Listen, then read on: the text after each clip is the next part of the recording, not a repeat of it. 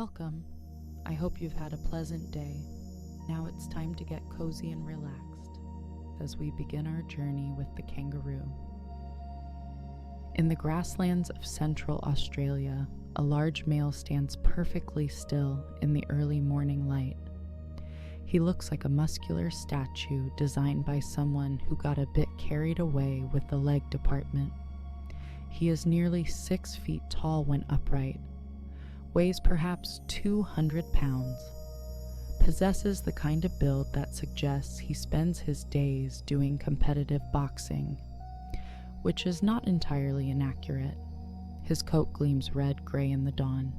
His ears swivel independently like small satellite dishes searching for trouble. His thick tail rests on the ground behind him, a counterbalance so substantial it could probably file its own tax return. This is the dominant male of a mob, which is what groups of kangaroos are called, presumably because someone decided that herd or pack sounded too dignified for animals that spend half their time looking vaguely confused, and the other half engaged in slow-motion boxing matches. The mob numbers about 30 individuals spread across the dry grass. They are beginning the quiet work of surviving another day in a landscape that alternates between uncomfortably hot and aggressively trying to bake everything into dust.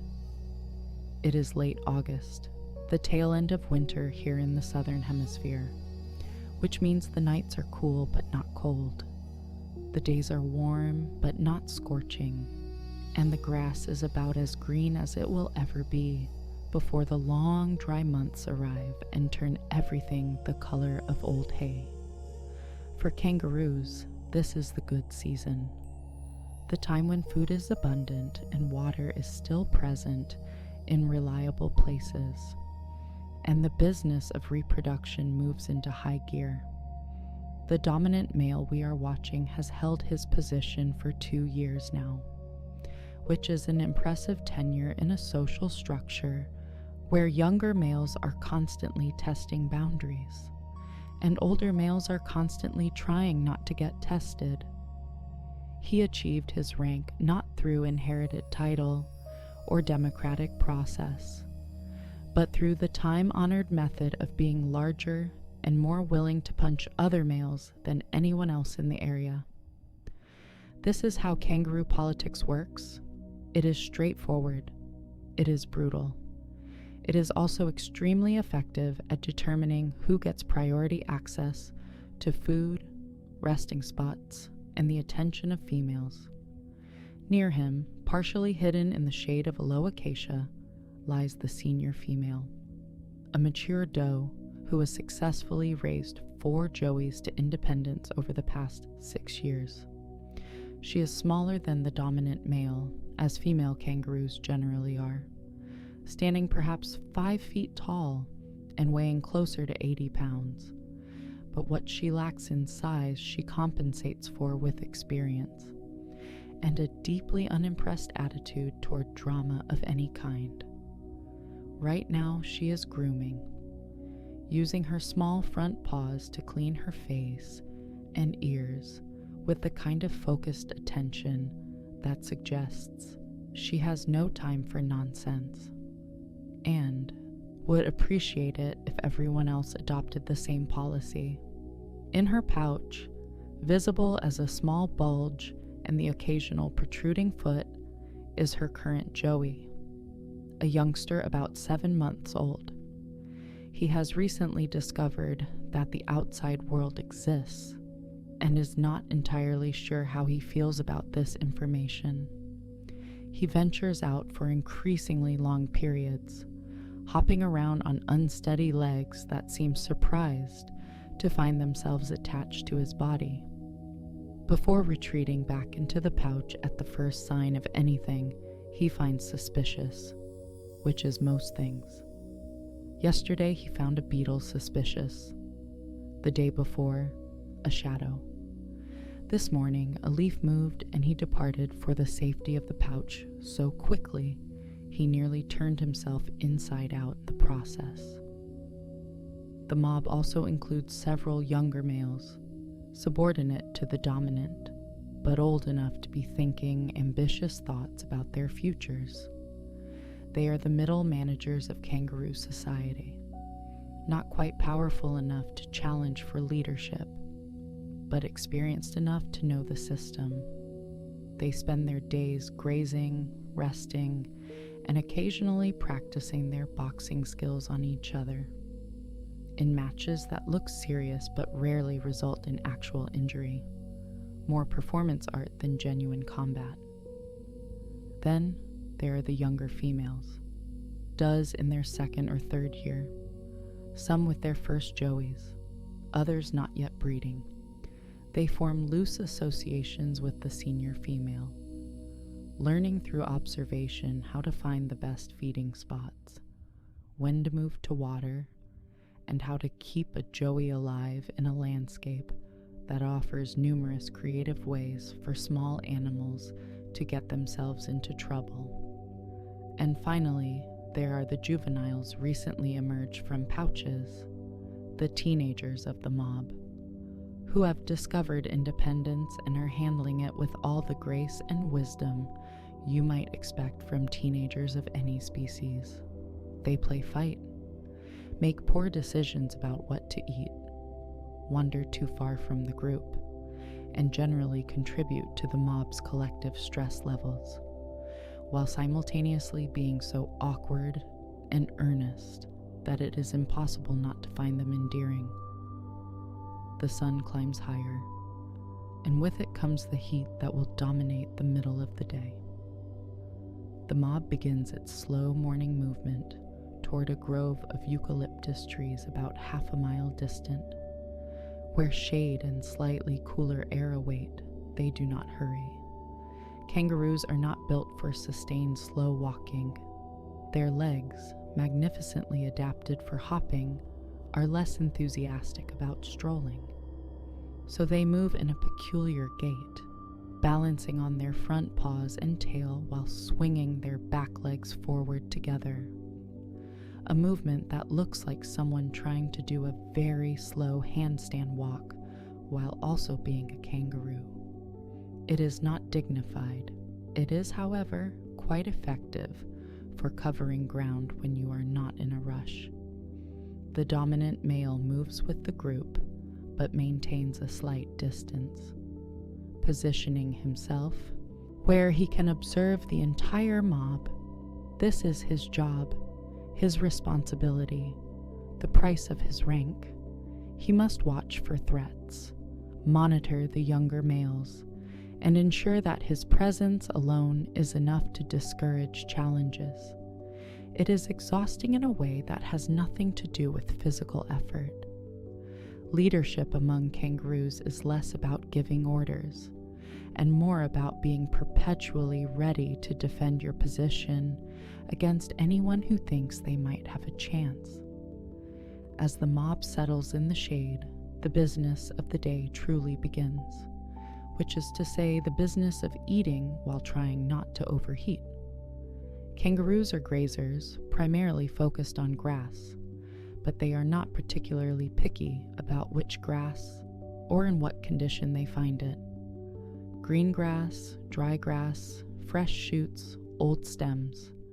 If it is plant material and approximately digestible, it will do. They have a digestive system similar to cattle, with a chambered stomach that ferments plant matter, breaking down the tough fibers through bacterial action. This process is efficient but slow, which means kangaroos spend a significant portion of their day eating, then sitting very still while their stomachs do complicated chemistry. The senior female is demonstrating this process now.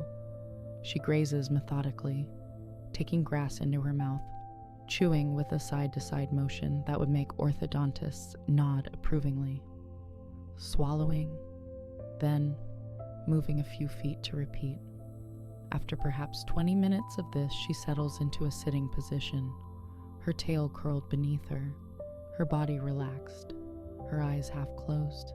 She looks deeply content, possibly because her stomach is currently turning grass into usable energy, possibly because she has found a spot where the breeze is just right, or possibly because she has reached that stage in life where small pleasures like shade and a full belly are genuinely all you need. Her Joey has emerged from the pouch and is attempting to graze alongside her, an effort that is more adorable than effective. He lowers his head, grabs some grass, pulls, realizes he has grabbed too much, drops it, tries again, succeeds in getting a smaller amount, chews experimentally, makes a face that suggests grass tastes exactly like grass, and he is not sure why everyone is so excited about it. Then continues anyway, because this is apparently what grown-up kangaroos do, and he is trying very hard to be a grown-up kangaroo, despite overwhelming evidence that he is not. Nearby, 2 of the younger males are engaged in a practice bout, which begins as most kangaroo conflicts begin, with both animals rising up onto their tails. This posture is the kangaroo equivalent of squaring up, a clear signal that things are about to get physical. They balance on their tails and hind legs, bodies nearly vertical, front paws raised, looking for all the world like boxers entering a ring. Except boxers typically wear more clothing and have less impressive tails. The bout itself is almost ritualized. They lean into each other, grappling with their front paws, each trying to get a grip on the other's shoulders or neck. Then comes the signature move, the one that gives kangaroo fighting its distinctive character. One of them pulls his opponent close and delivers a kick with both powerful hind legs, a double-footed strike aimed at the chest or abdomen. The impact is substantial, a solid thump that echoes across the quiet grassland. The recipient staggers back, regains his balance, and returns the favor. This continues for perhaps a minute, a series of grapples and kicks, until one of them decides he has had enough and hops away. There is no winner, no loser, no wounded pride. It was practice, nothing more. A way to build strength and test techniques without serious risk. The dominant male watches from a distance, not bothering to intervene. These young males are not challenging him. They are preparing themselves for the day when they might, which is different. And in his experience, preparation is something you allow, because eventually everyone needs to learn their limits, preferably before they challenge someone who will teach them those limits quite painfully. The day grows hotter, and activity across the mob slows to near stillness. This is survival strategy, pure and simple. Kangaroos cannot sweat. Their ability to cool themselves is limited to panting and licking their forearms, where blood vessels run close to the surface. When saliva evaporates from their fur, it cools the blood, which then circulates back through the body, providing modest relief. It is not an elegant system.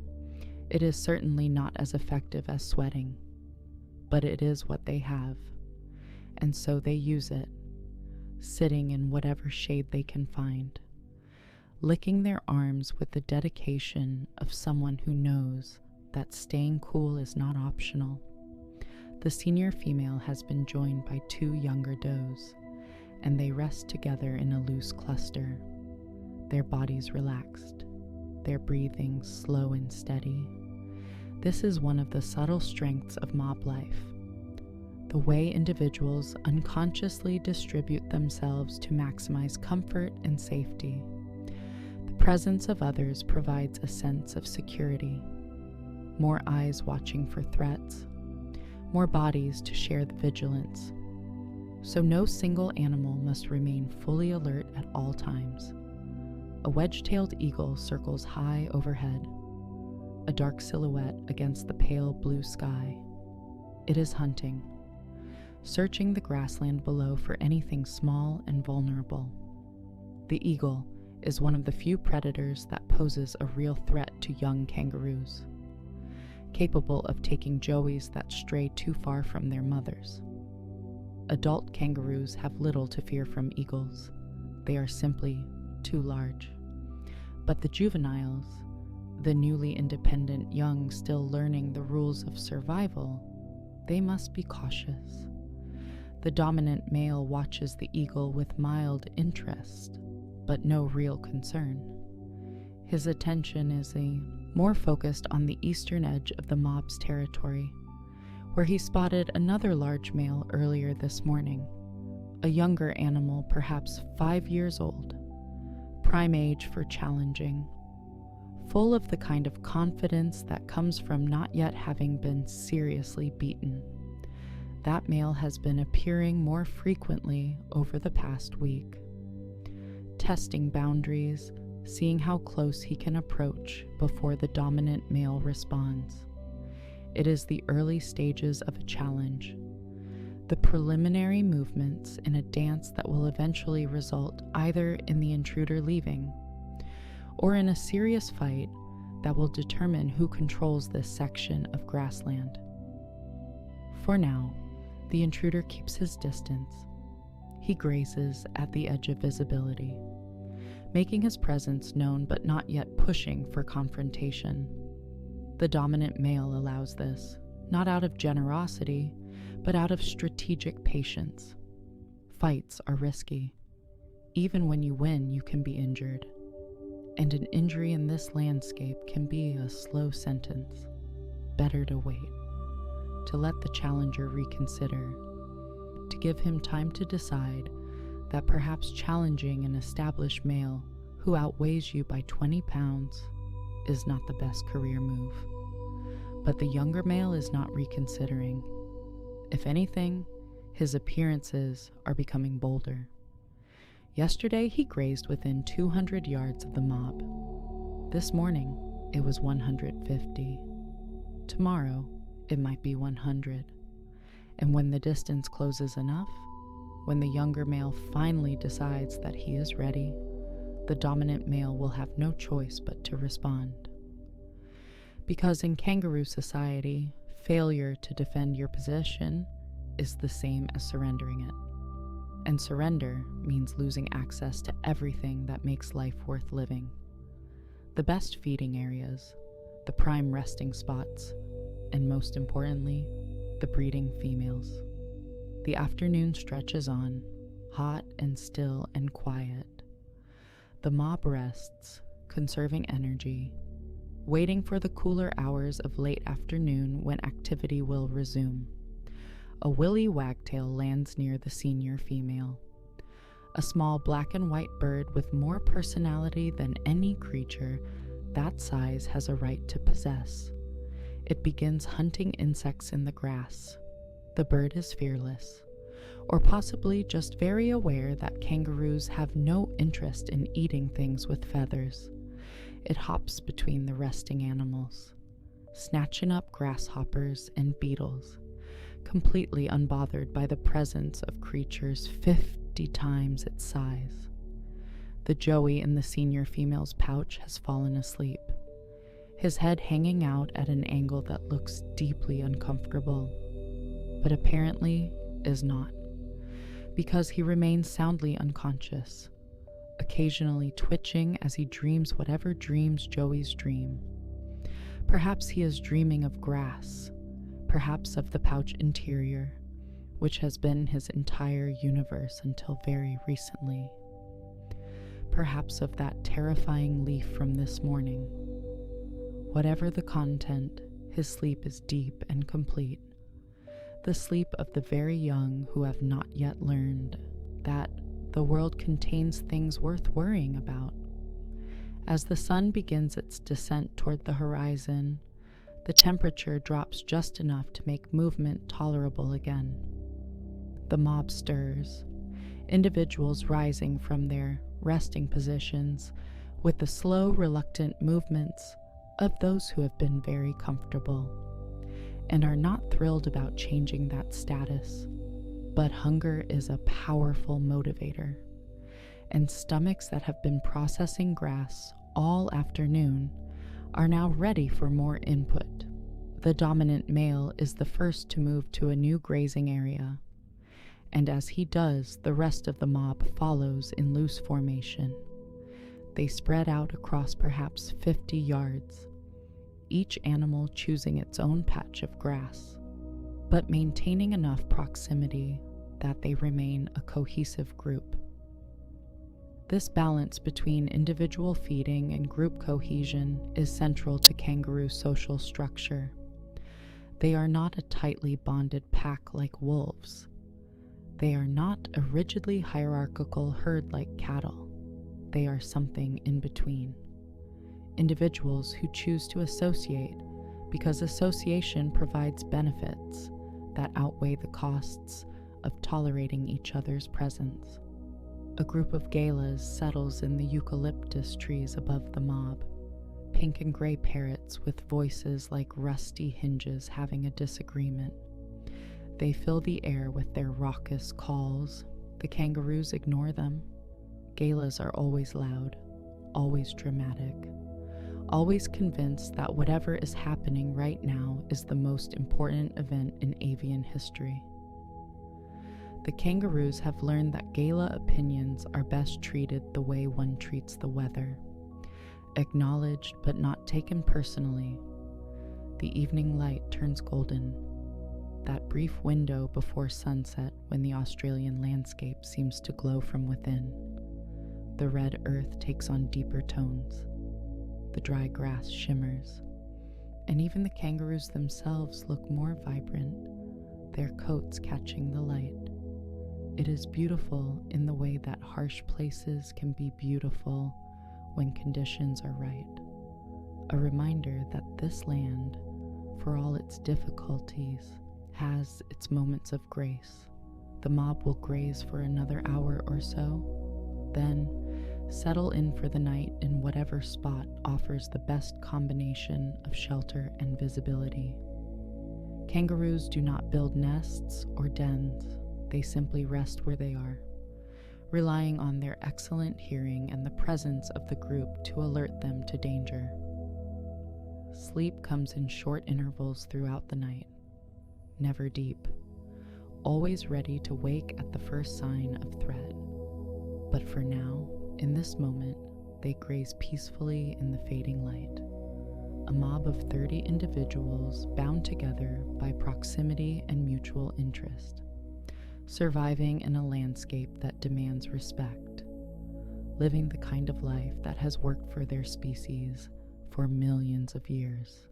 They are kangaroos, built for this place, adapted to its challenges, thriving in conditions that would defeat most mammals.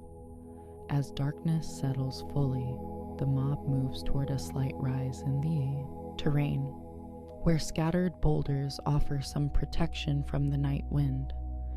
The dominant male positions himself at the highest point, a subtle statement of authority that requires no enforcement, because everyone already knows the hierarchy. He settles into a sitting position, his tail tucked beneath him, his body relaxed but his senses alert. Around him, the rest of the mob arranges itself in loose clusters, family groups, and established friendships determining who rests near whom. The senior female has claimed a spot between two boulders where the wind cannot reach her, her Joey still occasionally poking his head out to examine the darkening world. With enormous eyes that suggest he finds nighttime both fascinating and slightly concerning. The younger does settle nearby, creating a loose female coalition that shares space but not necessarily companionship. Kangaroos are not particularly affectionate with each other outside of mother-Joey bonds. They tolerate proximity. They cooperate in basic ways. But they do not cuddle, do not groom each other extensively, do not engage in the complex social bonding seen in primates or elephants. Their relationships are practical, functional, built on mutual benefit rather than emotional attachment. The night brings different sounds to the grassland.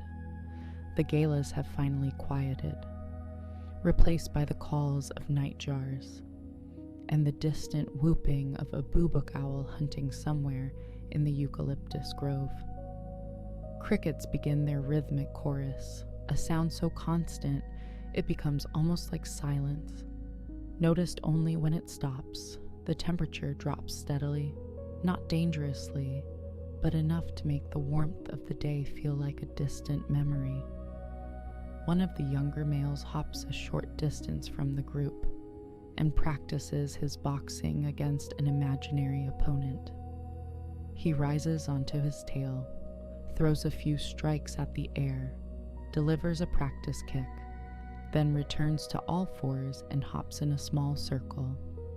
It is the kangaroo equivalent of shadow boxing, a way to work through nervous energy while maintaining skills that will eventually determine his place in the hierarchy.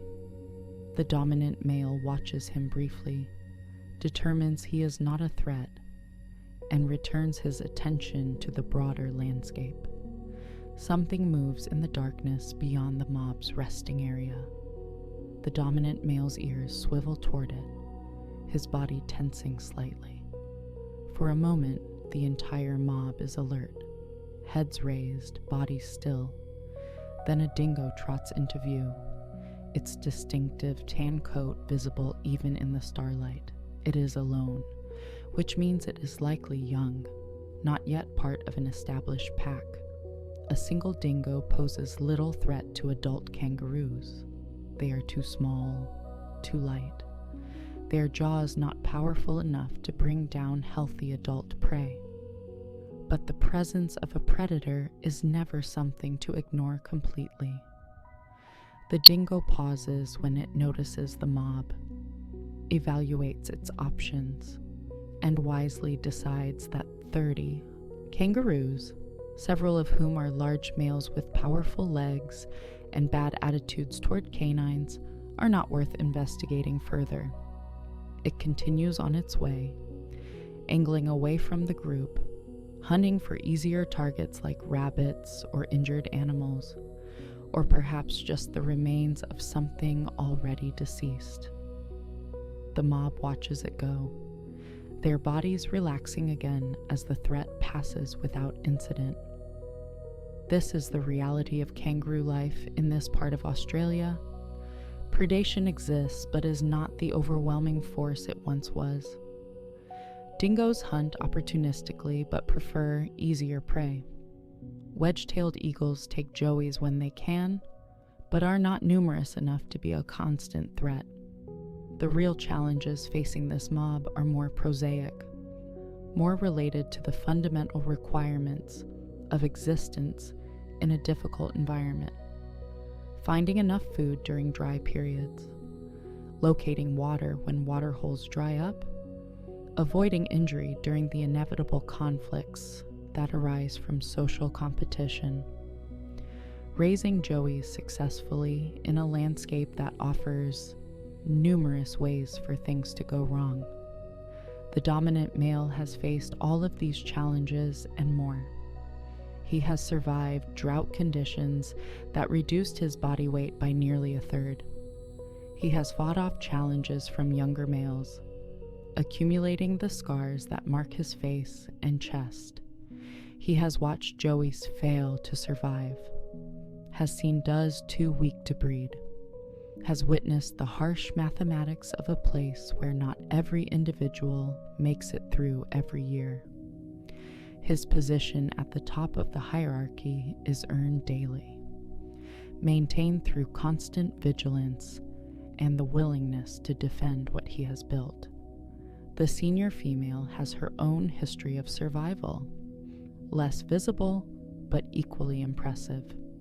She has raised 4 joeys to independence, which means she has successfully navigated the 9-month pregnancy, the complex process of birth and pouch migration, the 8 additional months of intensive care, and then the gradual weaning that eventually produces an independent juvenile.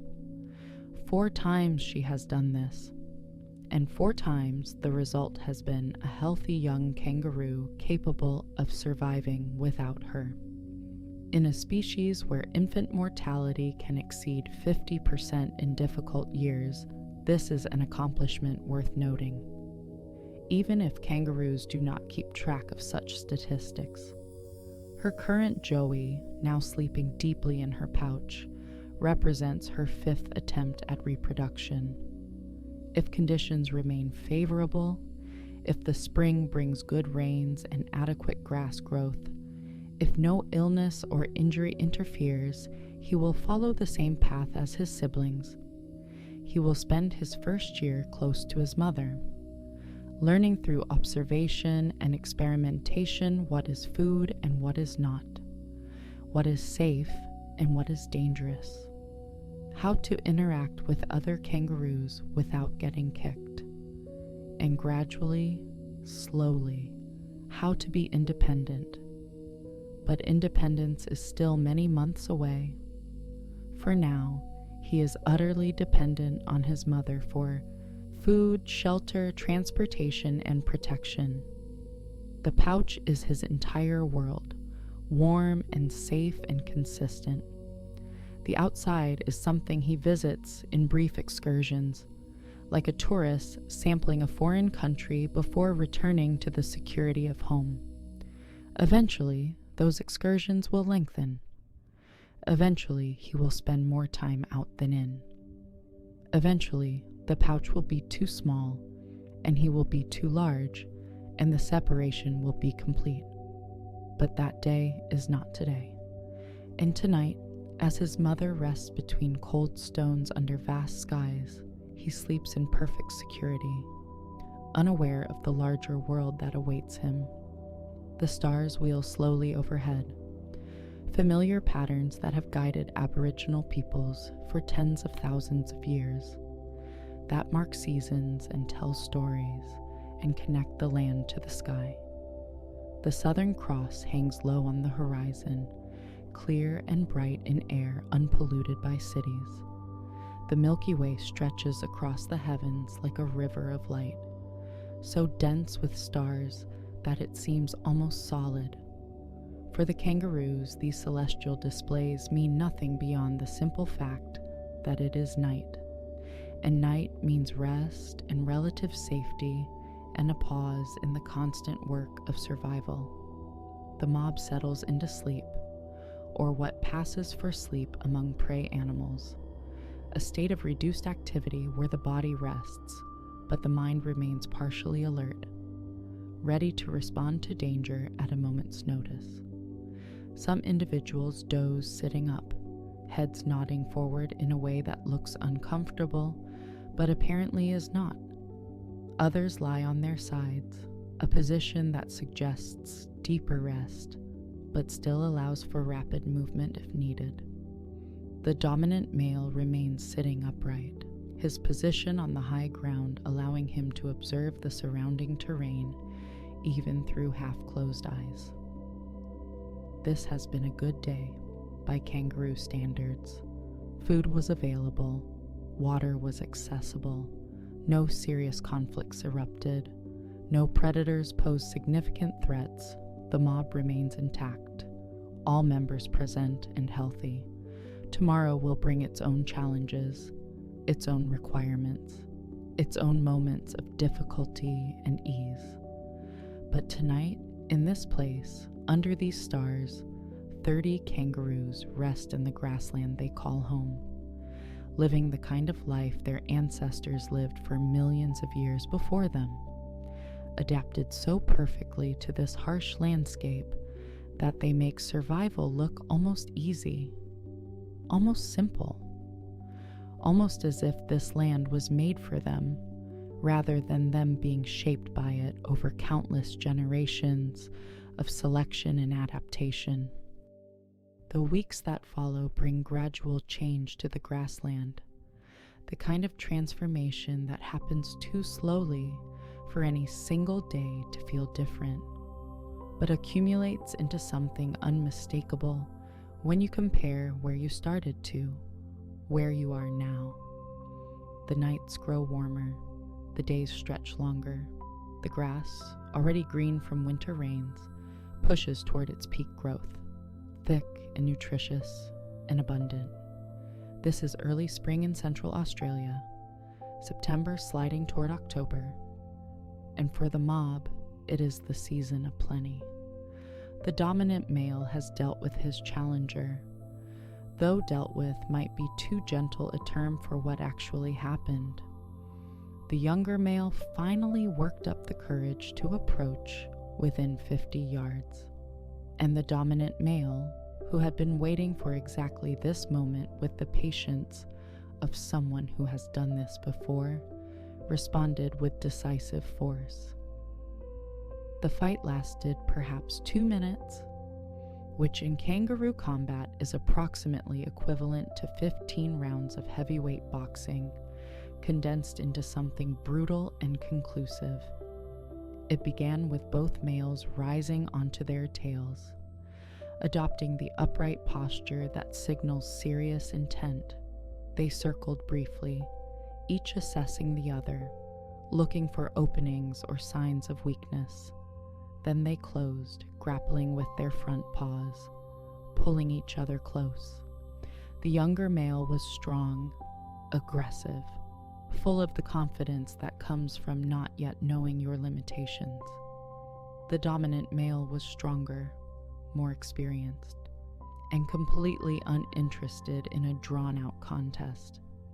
He locked his grip on the challenger's shoulders, pulled him forward, and delivered a double-footed kick to the chest with enough force to knock the younger male backward into the dirt. Before the challenger could recover, the dominant male was on him again, grappling, kicking, using his superior weight and leverage to control the fight. The younger male fought back, landing several solid strikes, but it was clear within the first minute that he had made a mistake, that he had challenged too soon. That experience and size matter in ways that enthusiasm cannot overcome. The fight ended when the challenger finally broke free and fled, not in a dignified tactical retreat, but in a full speed escape hop that covered 100 yards before he even looked back. The dominant male did not pursue. There was no need. The message had been delivered clearly, and chasing defeated opponents is a waste of energy that serves no purpose beyond ego. He stood watching the younger male depart, breathing heavily, bleeding from a scratch above one eye, but otherwise unharmed and still firmly in control of his territory. That was 3 weeks ago. The challenger has not returned. The dominant male's position is secure, at least for now, at least until the next ambitious male decides to test his luck. The scratch above his eye has healed, leaving a small scar that joins several others on his face and chest, a map of conflicts won and dominance maintained. With the territorial challenge resolved, the mob has settled into the comfortable rhythms of spring. The does are entering estrus, the brief window of fertility that occurs roughly every 33 days when they are not already carrying a joey in their pouch, or an embryo in delayed development. For the dominant male, this means heightened vigilance, increased territorial patrols, and considerably more interest in the reproductive status of every female in the mob. The senior female came into estrus 4 days ago, and the dominant male has been following her closely ever since, a behavior called tending, where the male stays within a few yards of the female, preventing other males from approaching, waiting for the brief window when she will be receptive to mating. It is not a subtle process. The male sniffs at her pouch, checks her scent, and follows her everywhere with the dedicated focus of someone who has exactly one job and takes it very seriously. The senior female tolerates this attention with the air of someone who has been through this process multiple times and finds it neither thrilling nor particularly bothersome, merely a necessary part of reproduction that must be endured. She continues grazing, continues resting, continues her normal routines while the dominant male shadows her movements like an extremely large, muscular, and single-minded bodyguard. Her Joey, now 8 months old, has been spending more time outside the pouch, his excursions growing longer and more confident. He has discovered that grass, while not as satisfying as his mother's milk, is actually food, a revelation that has opened up new possibilities for independence. He grazes alongside his mother in short bursts, still returning to the pouch for milk and comfort, but gradually extending the intervals between nursing sessions. This transition from pouch to independence is one of the remarkable features of kangaroo reproduction. The Joey does not simply leave the pouch one day and become independent. Instead, there is a prolonged period of gradual separation. Months where the Joey moves back and forth between pouch and world, learning the skills of survival while maintaining the safety net of maternal care. It is a flexible system, one that allows Joeys to retreat if conditions become dangerous and advance when circumstances are favorable. But this Joey's time in the pouch is drawing to a close, not because he is ready for complete independence, but because his mother is pregnant again. The mating that occurred 4 days ago, assuming it was successful, will result in an embryo that develops for approximately 33 days before a tiny Joey is born and crawls up through the fur to the pouch. When that happens, the current Joey will be evicted, gently but firmly pushed out to make room for his younger sibling.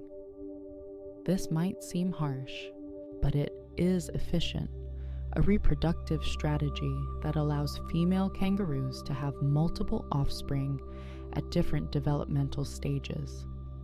While one Joey is in the pouch, another can be at heel, recently independent but still nursing occasionally, and if conditions are favorable, a third embryo can be in diapause, a state of suspended development, waiting to implant if something happens to the current Joey. It is a system that maximizes reproductive output in an unpredictable environment, ensuring that the female can take advantage of good conditions, while hedging against the possibility that any single Joey might not survive. The mob has grown slightly over the past month. 2 young females from a neighboring group have joined, attracted by the presence of a strong dominant male and the good grazing conditions in this territory.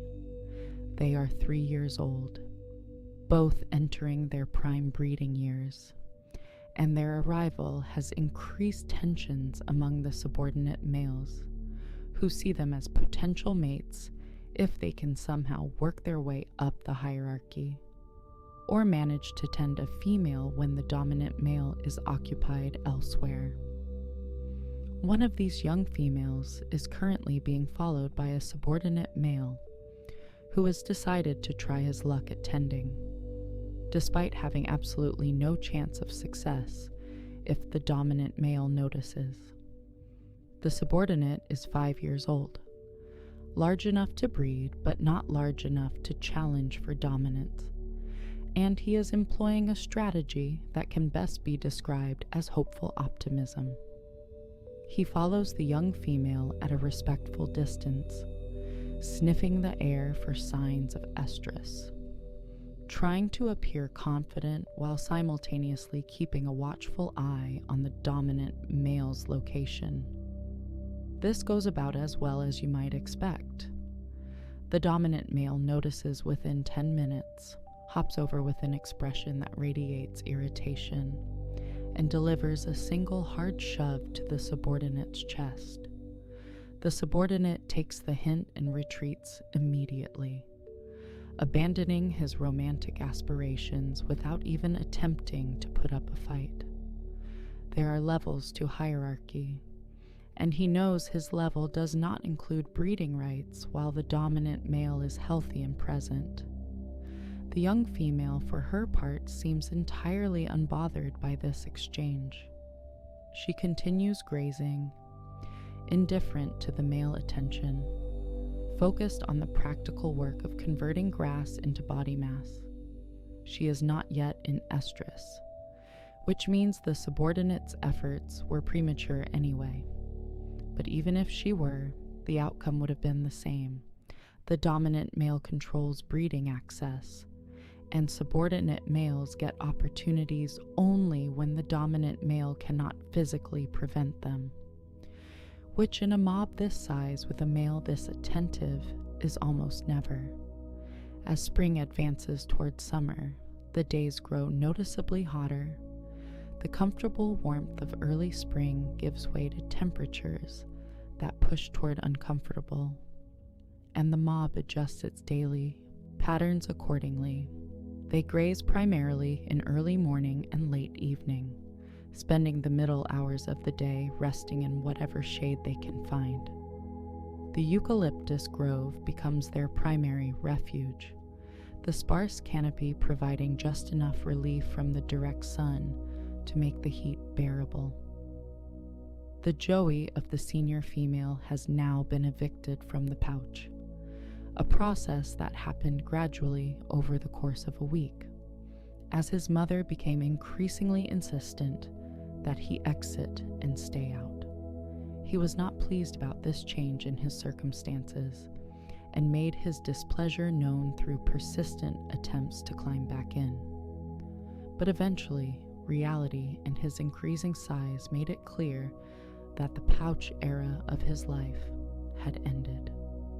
He now follows his mother closely, still nursing occasionally by simply sticking his head into the pouch from outside, a compromise that provides some continued nutrition, while making room for his newly born sibling. The new joey is invisible to outside observers, a tiny hairless creature no larger than a human thumb, attached permanently to a teat inside the pouch, where it will remain for the next several months, growing slowly in its dark, warm, protected environment. The senior female shows no outward sign of this new joey's presence. She grazes, rests, and moves with the mob exactly as before.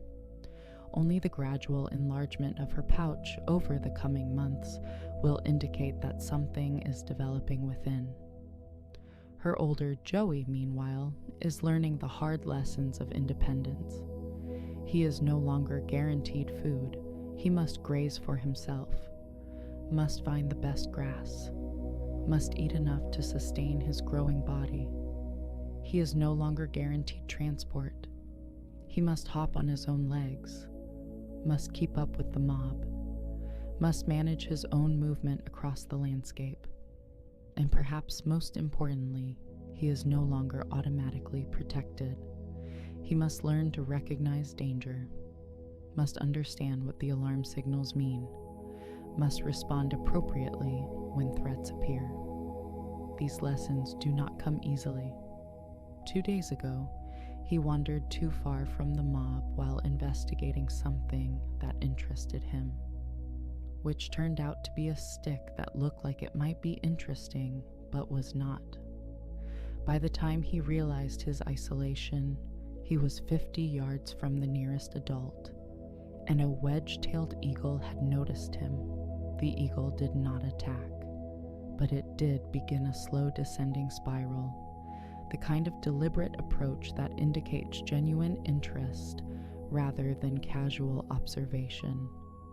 The young joey saw the eagle, panicked, and made the questionable decision to freeze rather than run, apparently reasoning that if he did not move, he would not be noticed, which is excellent logic if you are a rabbit hiding in grass, but poor logic if you are a small kangaroo sitting in the open. Fortunately, his mother saw the eagle as well, recognized the danger, and hopped over to position herself between her Joey and the threat. Her presence was enough. The eagle, sensibly deciding that attacking a Joey next to a protective adult was not worth the risk of being kicked, abandoned the attempt and flew off to find easier prey. The Joey learned something from this experience, though whether he learned do not wander off or do not freeze when eagles appear or simply eagles are concerning is unclear. What is clear is that he stayed much closer to his mother for the next 3 days. Evidence that some lesson, however vague, had been absorbed. The mob's territory has contracted slightly as summer approaches, and water becomes a more pressing concern. The temporary pools filled by winter rains are beginning to dry up, and the mob now centers its movements around a more permanent waterhole, about 2 miles from their preferred grazing areas. They visit the waterhole every second or third day, moving as a group in the early morning when temperatures are coolest, drinking their fill, then returning to the grassland where food is more abundant. This waterhole is shared with other animals, a busy intersection of species that all require the same resource. Emus visit in pairs or small groups, standing in the shallow water with a dignity that is somewhat undermined by their habit of drinking by dunking their entire heads below the surface. Flocks of cockatoos descend in raucous waves, quarreling over drinking positions with the kind of melodrama that only parrots can produce. Dingoes come at dusk, wary and quick, taking what they need before disappearing back into the scrubland. The dominant male is particularly vigilant during these waterhole visits. The concentration of animals creates opportunities for conflict, and a waterhole dispute can escalate quickly if rival males from different mobs both arrive at the same time. It has not happened yet this season, but it will. Water brings animals together, and when resources are concentrated, so are tensions. The afternoon heat shimmers across the grassland, creating mirages that make distant objects appear to float above the ground. The mob rests in scattered shade, each individual finding whatever relief is available. The dominant male lies beneath an acacia, his breathing slow and steady, his body perfectly still except for an occasional ear twitch to discourage flies. The senior female rests nearby, her young Joey pressed against her side, taking advantage of whatever shade her body provides.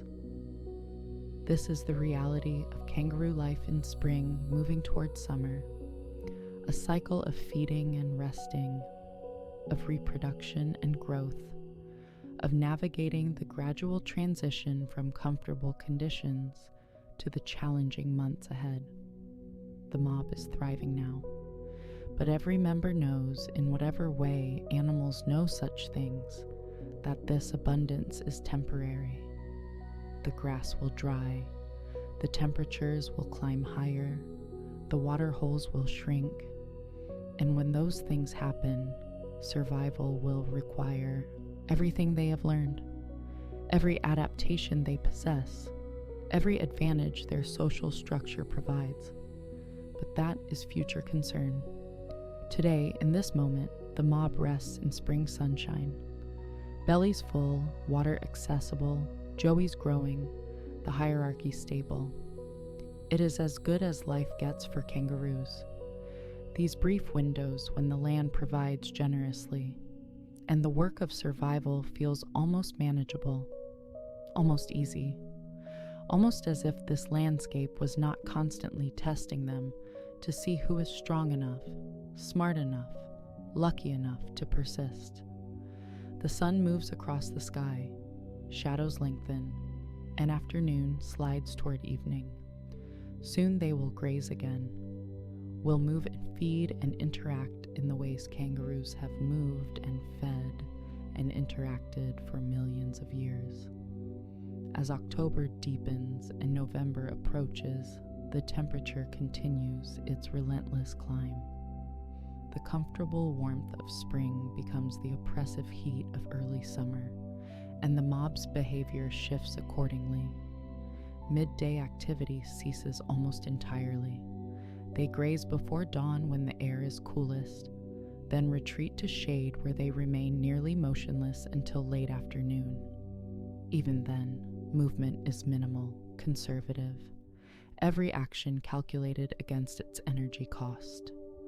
The young Joey, who was recently evicted from the pouch, is adapting to his new reality with the resilience that characterizes his species.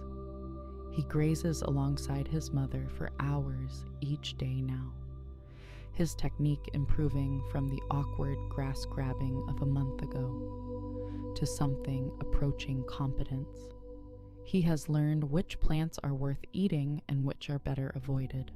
Though this knowledge came through trial and error, that included one memorable incident with a particularly bitter shrub. That left him shaking his head and making faces for several minutes. He has also begun to engage in play, a behavior that serves the dual purpose of entertainment and education.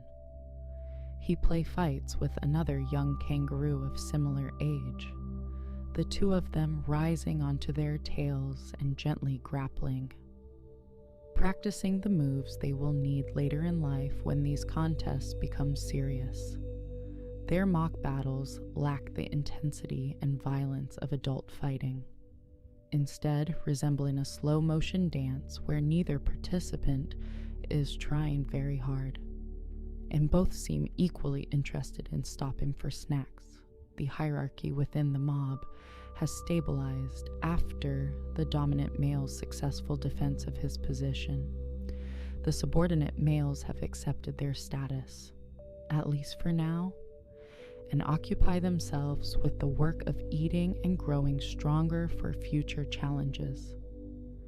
The younger does have settled into the group's social structure, forming loose associations with the older females, learning through observation the skills that will eventually make them successful mothers. But beneath this surface stability, subtle competitions continue. When the mob moves to a new grazing area, there is an informal but real jockeying for position, with dominant animals securing the best feeding spots, and subordinates taking what remains. When shade is limited, the hierarchy determines who rests in prime locations, and who must make do with marginal protection from the sun. These small inequalities accumulate over time, giving dominant animals advantages that compound into better nutrition, better condition, better reproductive success. The senior female, by virtue of her experience and her connection to the dominant male, enjoys consistent access to the best resources. She grazes in productive areas, rests in quality shade, drinks without harassment at the waterhole. Her young Joey benefits from these advantages, growing at a rate that reflects his mother's privileged position. Meanwhile, the subordinate females, while not deprived, must work harder for the same outcomes, accepting the less desirable feeding spots, the marginal shade, the secondary access to water. This is not cruelty, not deliberate oppression, merely the mathematics of hierarchy in a social species. Dominance brings tangible benefits, which is why animals compete for dominant positions, why they risk injury in fights, why they invest so much energy in maintaining their rank. The system is not fair in any philosophical sense, but it is functional, stable, effective at organizing group behavior and distributing resources in a way that allows the group to persist. The waterhole that serves the mob has shrunk noticeably over the past month. What was once a substantial pool is now a much smaller body of water, muddy around the edges, less inviting but no less necessary. The mob's visits have become more frequent as the grassland dries and they obtain less water from vegetation. They now make the trek every second day, moving as a group in the relative cool of early morning, timing their arrival to avoid the heat and the increased predator activity that comes at midday. On one such morning, they arrived to find the waterhole already occupied by a mob of approximately 20 kangaroos from a neighboring territory. This is not unusual. Waterholes in dry country serve multiple groups, and most encounters are peaceful, governed by informal protocols that minimize conflict.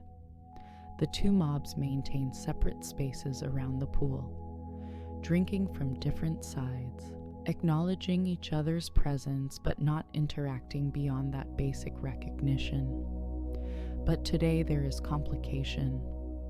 The other mob is also led by a large male, comparable in size to our dominant male, and both animals are acutely aware of each other's presence. They do not approach, they do not threaten, but they watch, each assessing the other, measuring size and condition and the subtle cues that indicate fighting ability. This watching is its own form of communication, a conversation conducted entirely through posture and attention that establishes mutual respect without requiring direct confrontation. The does from both mobs drink without concern for the male dynamics playing out around them. They have seen this before, this careful evaluations between dominant males, and they know that most of the time, nothing comes of it. Male's posture, male's display. But actual fights between well-matched opponents are risky enough that both parties usually prefer to maintain the status quo, rather than risk serious injury over a shared waterhole. Today follows that pattern. The two dominant males maintain their watchful distance, neither backing down but neither pushing for confrontation. Their respective mobs drink, rest briefly, then depart in different directions. The encounter resolved through nothing more than mutual acknowledgement of each other's capability. It is a small moment, easily overlooked, but it represents the kind of sophisticated social negotiation that prevents constant violence in a species equipped for serious combat. The journey back to their territory is slower than the morning trip to the waterhole, the rising heat making rapid movement costly. The mob strings out across perhaps 200 yards, individuals moving at their own pace, maintaining visual contact but not close proximity. The dominant male brings up the rear, a position that allows him to monitor the entire group and respond to any threats that might approach from behind. A group of emus parallels their movement for a while, the large flightless birds keeping a respectful distance, but apparently heading in the same general direction. Emus and kangaroos share habitat without much interaction. They eat different things, pose no threat to each other, and generally treat each other with polite indifference. The emus veer off after a mile, departing toward a different section of grassland, leaving the mob to continue alone. By the time they reach their preferred resting area, the temperature has climbed into the mid-30s. Hot enough that shade is not just preferable, but necessary for comfort and survival. The mob settles into their familiar spots, each animal claiming the territory they have used for weeks. The social geography of the group written in their resting positions. The dominant male takes the highest point of available shade. The senior female and her joey rest beneath the most substantial tree. The subordinate animals arrange themselves in decreasing order of status, a gradient of privilege that would be obvious to any observer who knew what to look for. The afternoon passes in near silence, the only sounds the occasional rustle of leaves, the distant call of a crow, the soft breathing of resting animals. This is survival in the Australian summer. Not dramatic, not active. Simply the patient work of staying cool enough to remain alive until temperatures drop and activity becomes possible again. It is not particularly interesting to watch. It is, however, absolutely essential. Because in this climate, at this time of year, the animals who successfully rest are the ones who live to see another season. December arrives with the kind of heat that makes everything slow down, even the air itself, which hangs thick and still over the grassland like an invisible blanket that no one asked for, and everyone would like to return. The temperature regularly exceeds 40 degrees, which is a number that sounds abstract until you experience it, at which point it becomes very concrete and very hostile. This is high summer in Central Australia, the season that separates tourists from locals and tests every living thing to see if it has what it takes to persist in a landscape that would prefer most things did not. The mob has contracted its range significantly, now centering almost all activity around the waterhole, which has shrunk to perhaps a quarter of its spring size. The trip from grazing areas to water has shortened from 2 miles to less than 1, not because the kangaroos moved closer, but because they have abandoned the more distant feeding areas in favor of staying near the one resource they absolutely cannot do without. Water is life in summer, more immediately critical than food, more urgently needed than shelter. The single factor that determines whether you survive or become a cautionary tale about ambition and poor planning. The dominant male has lost perhaps 15 pounds since spring, his body burning through reserves faster than he can replace them. This is normal for summer, expected even, but it makes him look somehow more severe, more angular, the muscle definition standing out sharply beneath his coat. He is still formidable, still clearly the largest and most powerful male in the mob. But there is a hardness to him now, a visible testament to the cost of maintaining dominance through difficult conditions. The senior female has also thinned, though her joey continues to grow, drawing resources from her body even as external resources become scarce. The young joey in her pouch, now 3 months old, has begun poking his head out to observe the world, his enormous eyes taking in sunlight and movement, and the vast, incomprehensible space beyond the pouch, with an expression that suggests he is both fascinated and slightly concerned about what he has gotten himself into. He emerges for brief periods, minutes at most, before retreating back inside. The outside world is interesting, but it is also bright and hot and contains things that move unexpectedly, all of which are excellent reasons to return to the safety of the pouch. Her older joey, the yearling now fully independent of the pouch, though still nursing occasionally, has made a discovery. That would be momentous if he understood what it meant. But he does not, so it is simply a thing that happened, that he will remember without grasping its significance. He wandered away from the mob yesterday afternoon, following a line of slightly greener grass that led him over a small rise and into a shallow depression where water had pooled after long ago rains. The pool was gone now, but the depression held moisture deeper in the soil, and the grass there was noticeably greener, more nutritious, better than anything available near the main water hole. He grazed there for perhaps 20 minutes, enjoying this unexpected bounty, before his mother's alarm call brought him scrambling back to the group. A dingo had been spotted in the area, not close enough to be an immediate threat, but close enough to warrant caution and group cohesion. The yearling returned, the danger passed, and he forgot about the green depression, or rather, he remembered it in the vague way young animals remember things, as a place that was good but whose location is not quite clear in his mental map of the territory. His mother, however, noticed where he had been.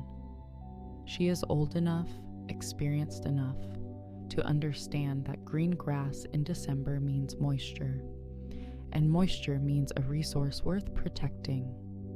She will remember that depression, will return to it when the mob's movements bring them near, will feed there and benefit from its marginally better conditions. This is the advantage of experience. Not intelligence exactly, but accumulated knowledge, pattern recognition built over years of observation, the understanding that certain signs mean certain things, and acting on those correlations improves outcomes. The mob's daily schedule has compressed into a narrow window of activity.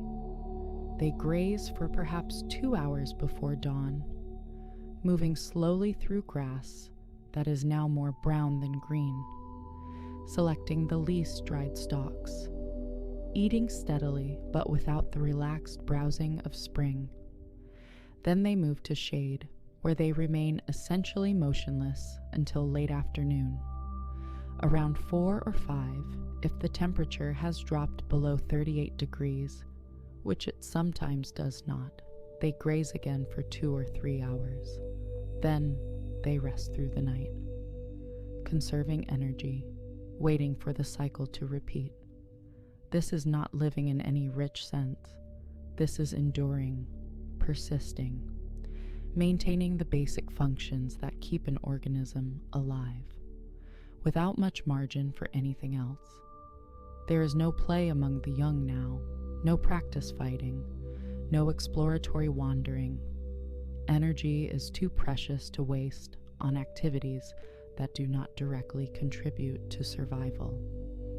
Even social interactions have diminished. The mob exists as a collection of individuals sharing space, because space near water is limited, but the active cooperation and communication of spring has faded into simple coexistence. The waterhole itself has become something of a desperate place. The water is murky, warm, more mud than liquid in some sections, but it is wet, and wet is what matters. The mob drinks twice daily now, morning and evening, taking in as much as they can hold, which for an adult kangaroo is several liters.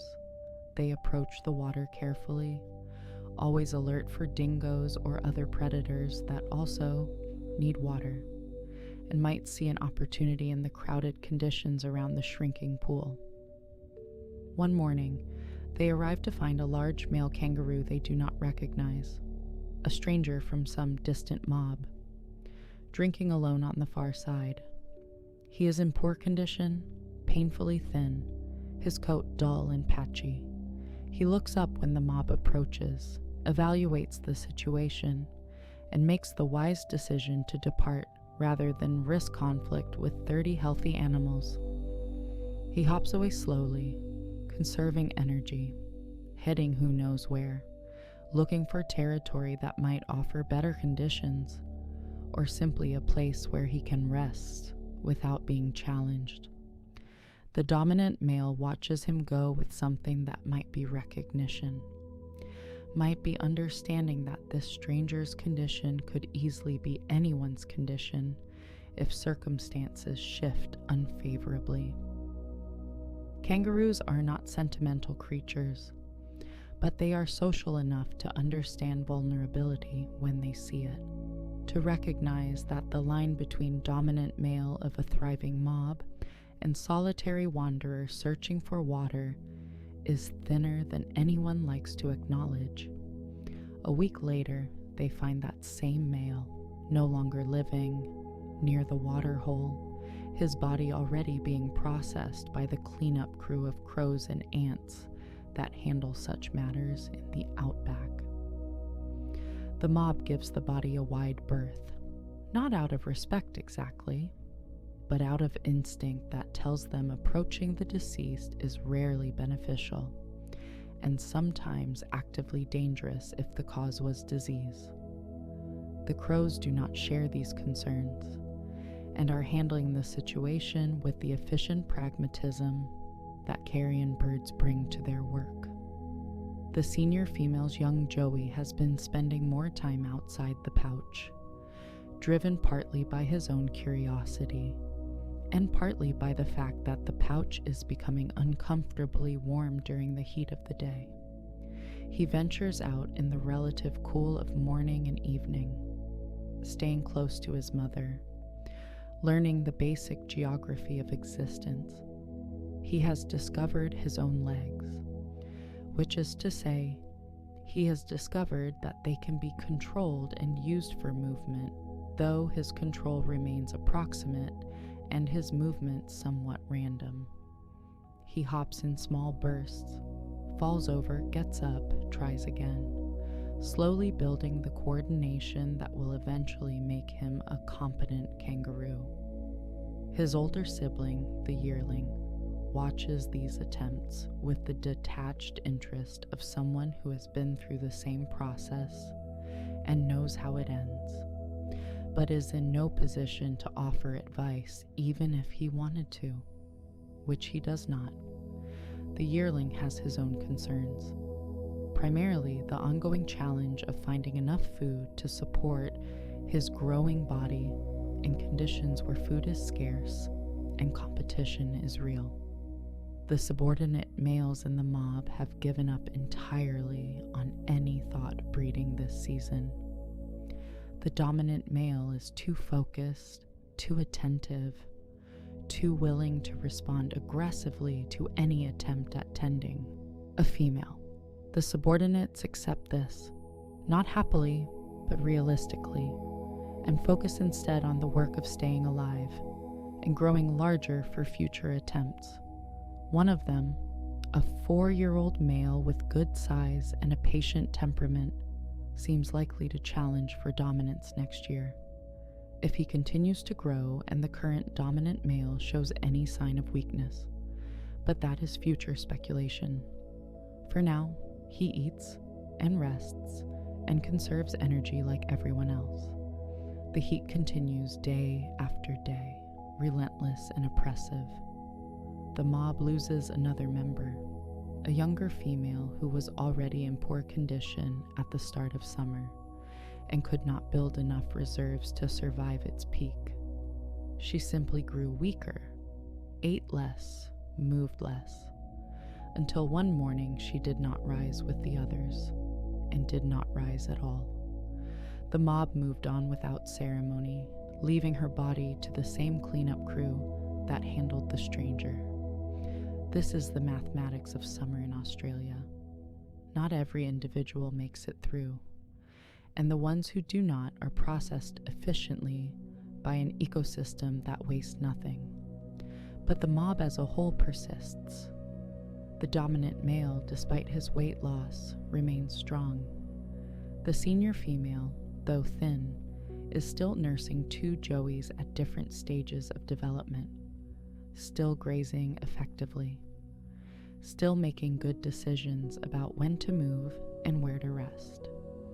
The younger animals, while suffering from the conditions, are learning lessons they will need in future summers. building the experience that separates survivors from statistics. The waterhole reaches its lowest point in late December, a muddy depression with perhaps 2 feet of water in the center, surrounded by cracked earth that was underwater just months ago. The mob shares this resource with an increasing number of other animals, all desperate, all careful, all navigating the complex social dynamics that emerge when critical resources are concentrated in small spaces. There are tense moments, near conflicts, situations that could easily escalate, but mostly there is simply drinking, quick and efficient, each animal taking what it needs and departing to make room for the next.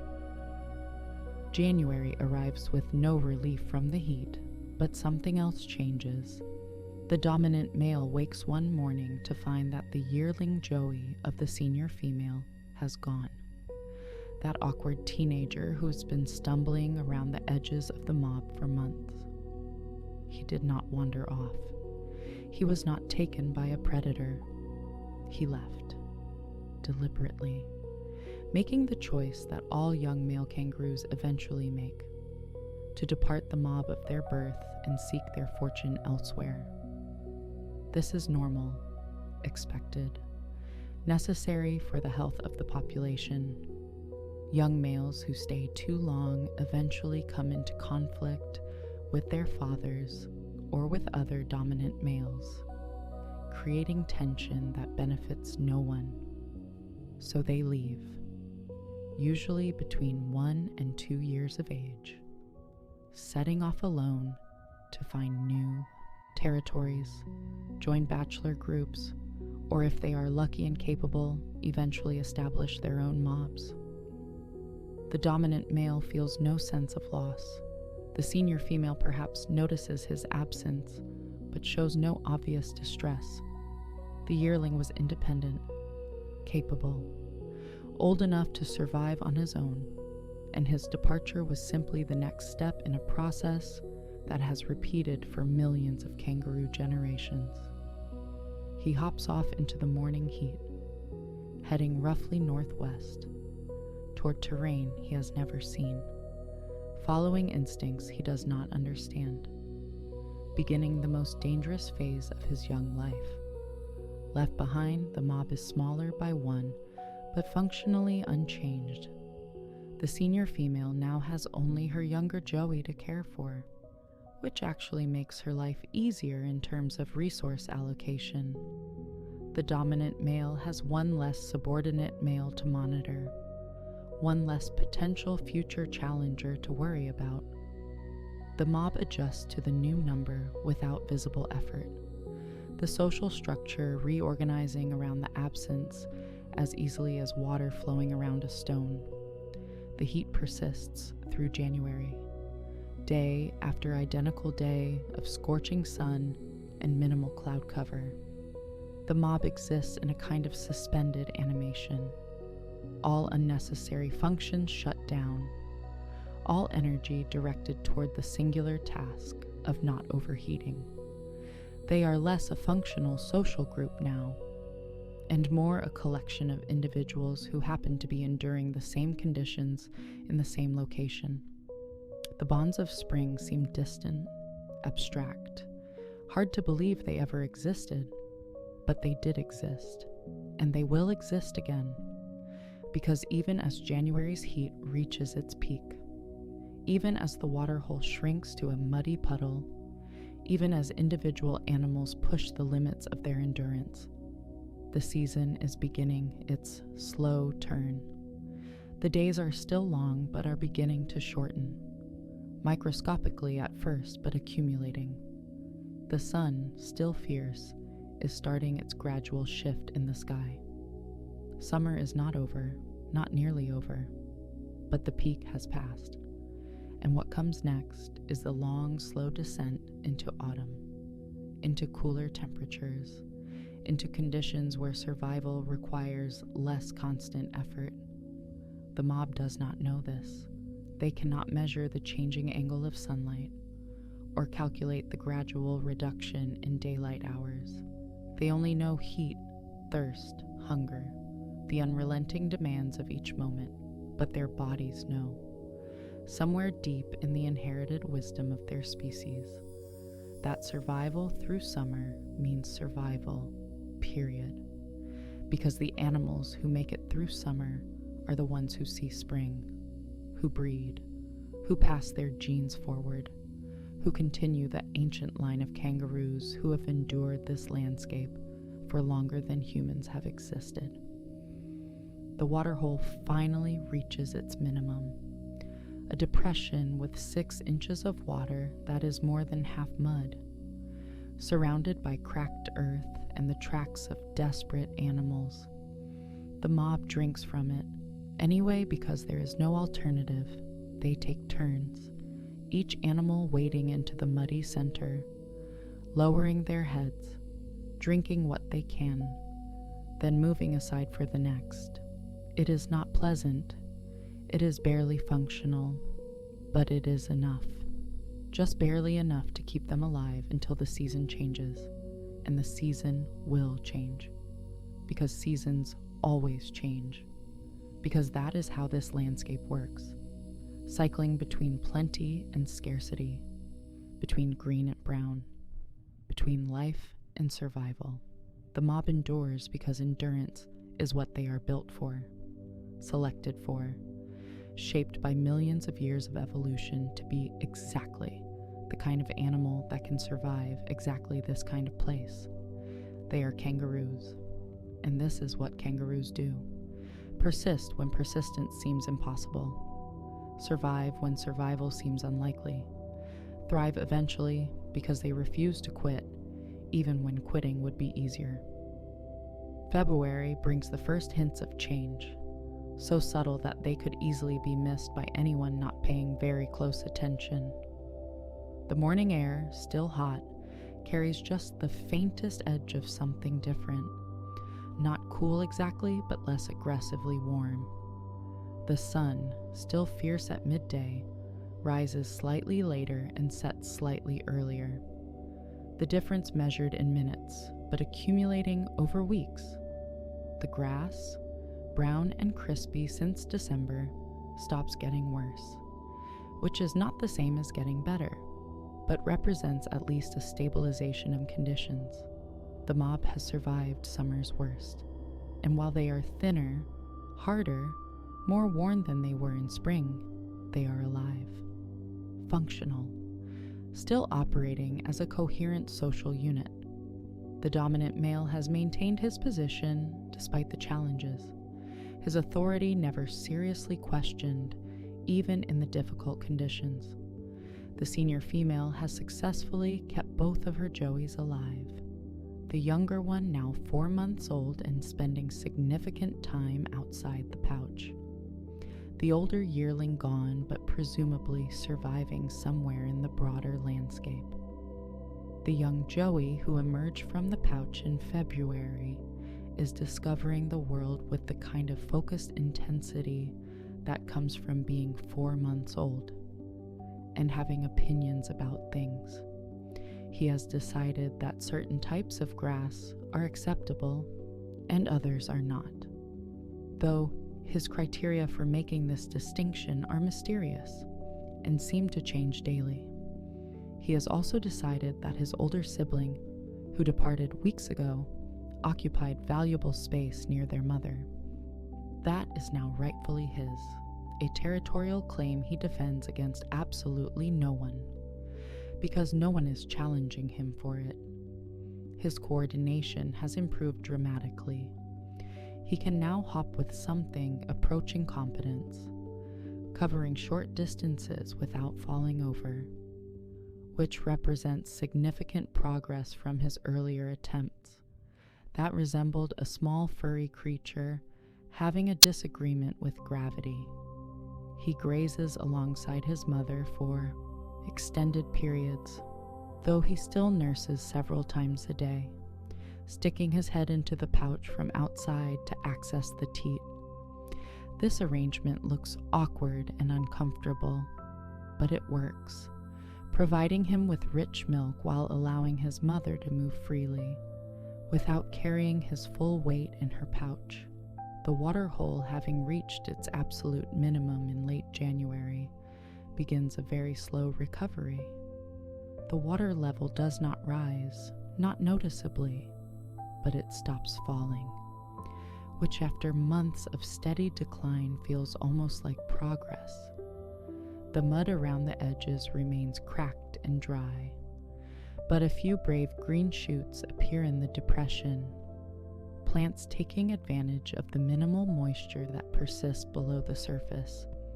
These shoots attract a variety of birds, insects, and small animals, which in turn attract predators, creating a small concentrated ecosystem around the only reliable water source for miles.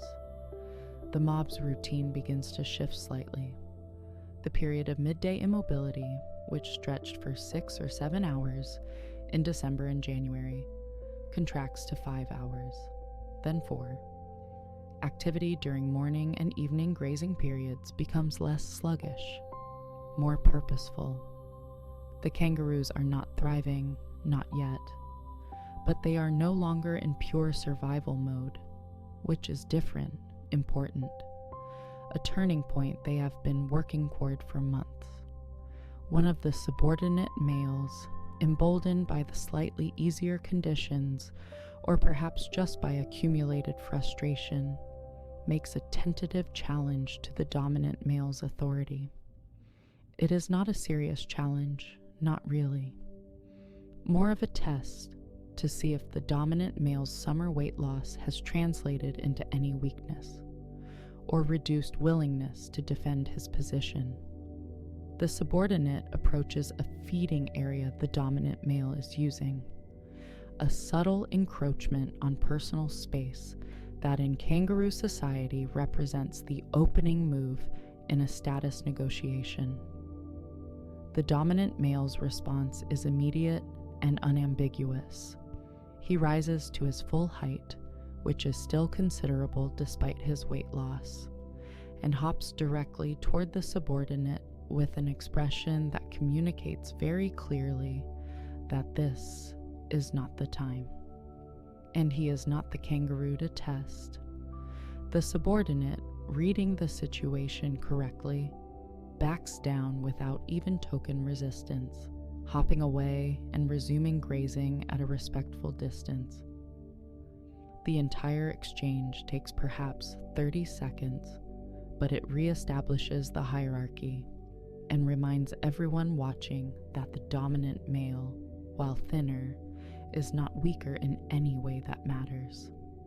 The senior female has found a new resting spot that offers better shade than her previous location, a small cluster of mulga trees that somehow retain their leaves through summer, and now provide a canopy dense enough to block most of the direct sunlight.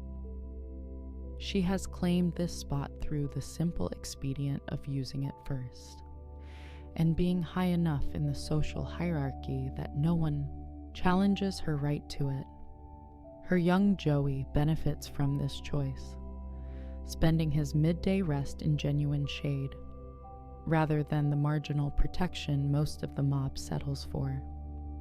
As February progresses toward March, the changes become more noticeable. The morning air is definitely cooler now, requiring less immediate water intake, allowing the mob to graze for longer periods before the heat drives them to shade. The nights are cooler too, no longer the warm, oppressive darkness of summer, but something approaching comfortable, temperatures that allow genuine rest rather than just suspended animation. The grass begins to show the faintest hints of green at the base of some stalks, a suggestion that growth might be possible again, that the long dry dormancy might be ending. These hints are premature, optimistic even, because real green growth requires rain, and rain has not fallen since October, but the grass knows somehow that conditions are shifting, that the worst is past, and it responds with the kind of hope that only plants can have. Hope that is really just biochemistry responding to changing light and temperature. But hope nonetheless. The mob's numbers have stabilized at 28, having lost 2 members during summer's worst, but gained none, as young animals from other mobs have no reason to join a group that offers the same difficult conditions they are trying to escape. But 28 is a functional size, large enough for effective predator vigilance, small enough that competition for resources remains manageable. The social structure has weathered summer intact, the hierarchy maintained, the basic relationships preserved. The dominant male has begun patrolling the territory more actively again, reclaiming the broader range they abandoned during summer's peak. He hops the perimeter in early morning and late evening, marking his presence, checking for signs of other males, ensuring that the territory remains secure as conditions improve.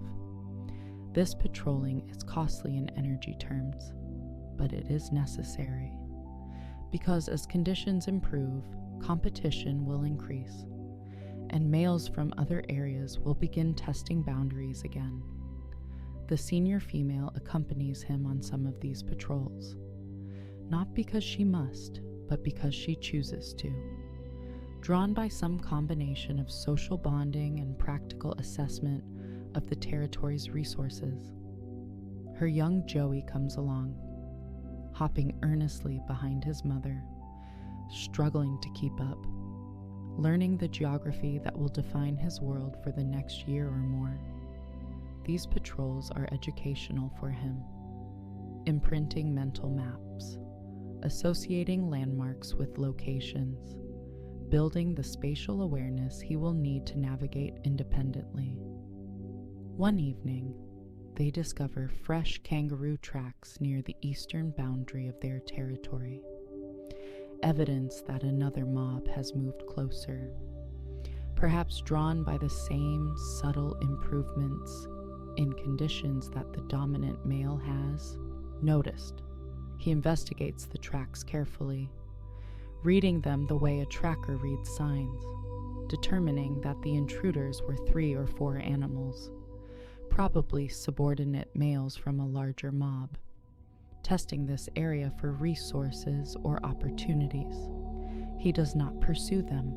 They did not enter the core territory, did not approach the water hole, did not challenge his control of the crucial resources, but he notes their presence, files it away in whatever mental catalog kangaroos maintain for such things, adds it to the growing list of concerns that will require attention as autumn progresses and competition intensifies. The mob returns to their resting area as full darkness settles. 28 individuals who have survived summer's worst and are now positioned to benefit from autumn's gradual improvement.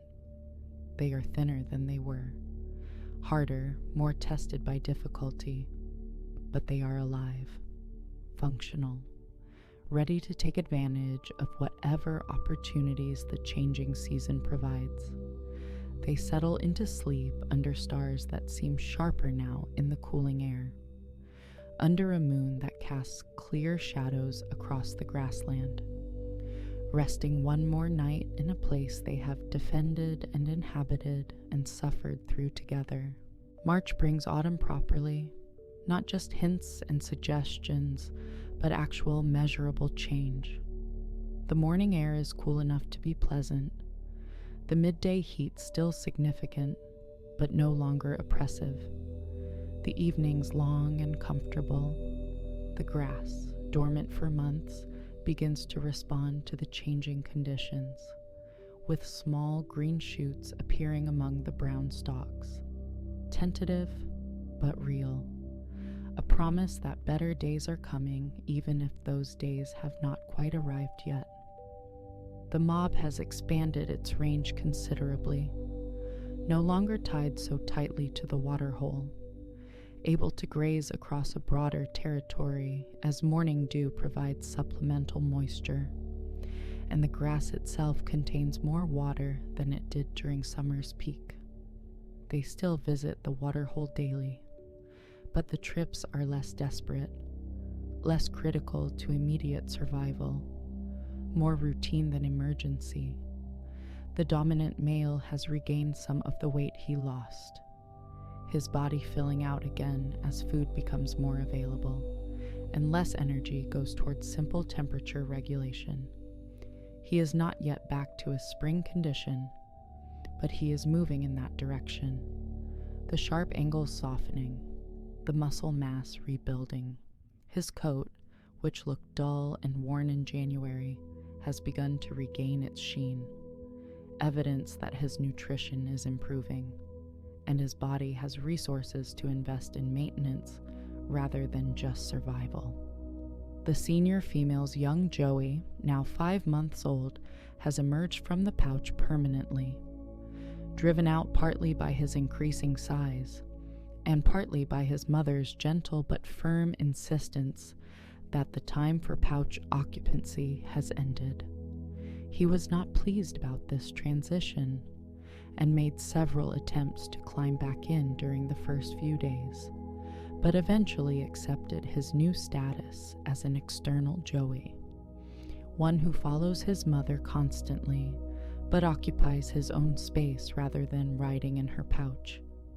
This eviction was necessary, because the senior female is pregnant again, the embryo that had been in diapause since her last mating now developing, growing, preparing for birth in approximately 3 weeks. She shows no outward sign of this pregnancy, continues her normal routines without apparent difficulty, but her body is doing complex work, building a new Joey while simultaneously nursing the current one, a reproductive feat that would be impressive if anyone were keeping track of such things, which no one is. The young Joey has adapted to his new circumstances with the resilience typical of his species. He grazes more effectively now, selecting good grass with improving judgment, eating enough to support his growth without relying entirely on milk. He still nurses several times a day, approaching his mother and sticking his head into the pouch to access the teat. But these sessions are shorter, less frequent, a gradual weaning that will continue over the coming months until he is fully independent nutritionally. His coordination has reached the point where he can keep up with the mob during normal movements, hopping alongside the adults without falling behind or needing special accommodation. He still has moments of spectacular clumsiness, particularly when trying to change direction quickly or navigate uneven ground. But these moments are becoming less frequent as his nervous system finishes the complex work of learning exactly where his body is in space and how to move it effectively. The mob has been joined by 2 young males, both around 2 years old, who arrived separately over the past 3 weeks. They are clearly from other mobs, probably siblings or cousins of Joey's raised nearby, now striking out on their own to find new social groups, and eventually breeding opportunities. The dominant male has allowed their presence, not warmly, but without active hostility, because they are young enough to pose no immediate challenge and add to the mob's overall vigilance against predators. These young males occupy the lowest tier of the hierarchy, subordinate to everyone, tolerated rather than welcomed. They graze at the edges of the group, rest in the worst shade, drink after everyone else at the waterhole. But they are learning, observing, building the experience they will need to eventually rise in status, or establish their own positions in other mobs. For now, they accept their low rank, because being at the bottom of a functioning mob is still better than being alone in unfamiliar territory. One afternoon in mid-March, the mob experiences something they have not experienced in 6 months. Rain. Not a downpour, not a storm, just a light, steady rain that falls for perhaps 20 minutes, wetting the ground, soaking into the soil, bringing that particular smell that rain on dry earth creates, a smell with no proper name, but which every Australian knows and recognizes, and associates with relief and hope and the promise of green. The kangaroos react to the rain with what can only be described as pleasure. They do not shelter, do not seek cover, simply continue grazing while the water falls on them, wetting their fur, cooling their bodies, providing a sensation they have not felt since spring. The young Joey is confused by rain, having never experienced it before, and spends several minutes looking up at the sky with an expression that suggests he is trying to understand why the sky is leaking, and whether this is something he should be concerned about. The rain stops as suddenly as it started, leaving the grassland damp and the air fresh, and the mob slightly wetter but considerably happier.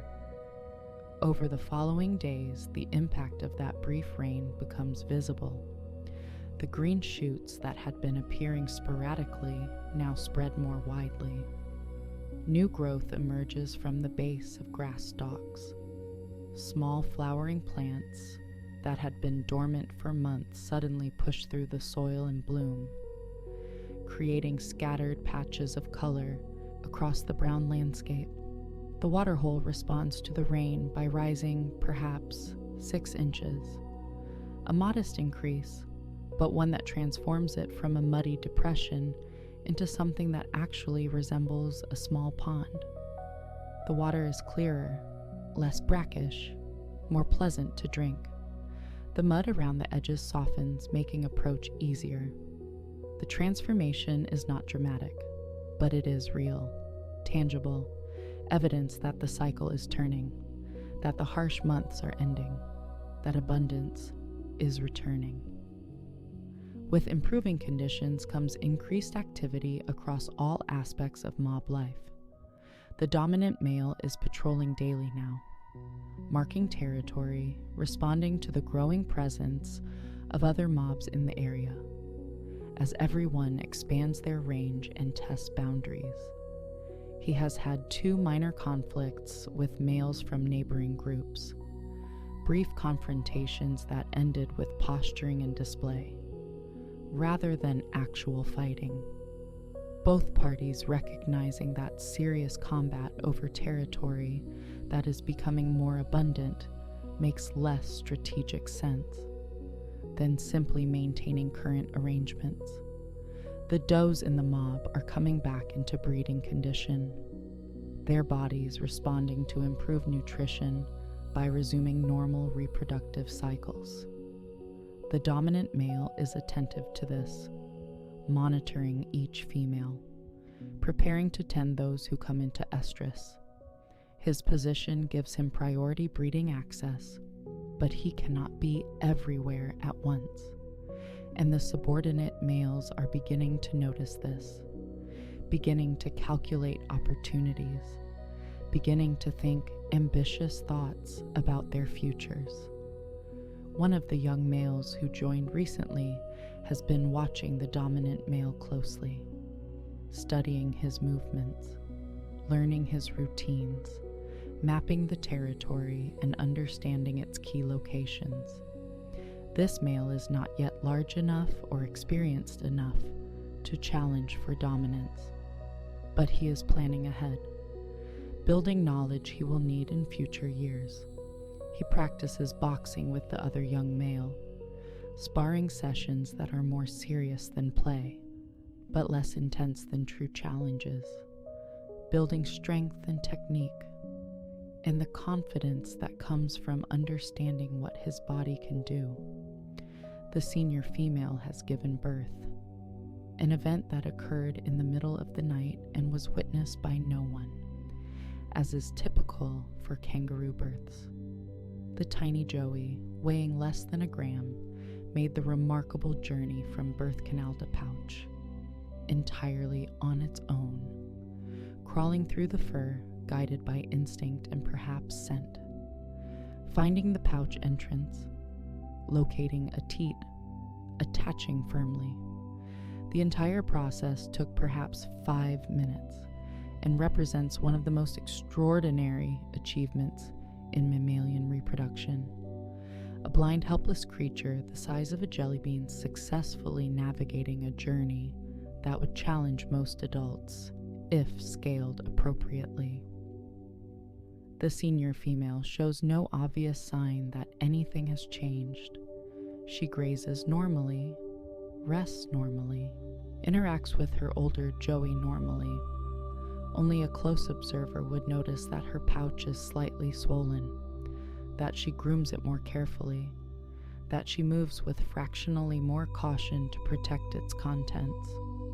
Inside, the new Joey has attached to a teat and will remain attached for approximately 2 months, growing slowly in its warm, dark environment. Supplied with milk specifically formulated for its current stage of development. Her older Joey, the 5-month-old, has no idea he has a new sibling. He continues nursing, sticking his head into the pouch to access a different teat than the one the newborn is using. The senior female is now producing 2 types of milk simultaneously, one rich in fat and protein for the newborn, another lower in fat but higher in volume for the older Joey. Her mammary glands somehow managing this complex task without apparent difficulty.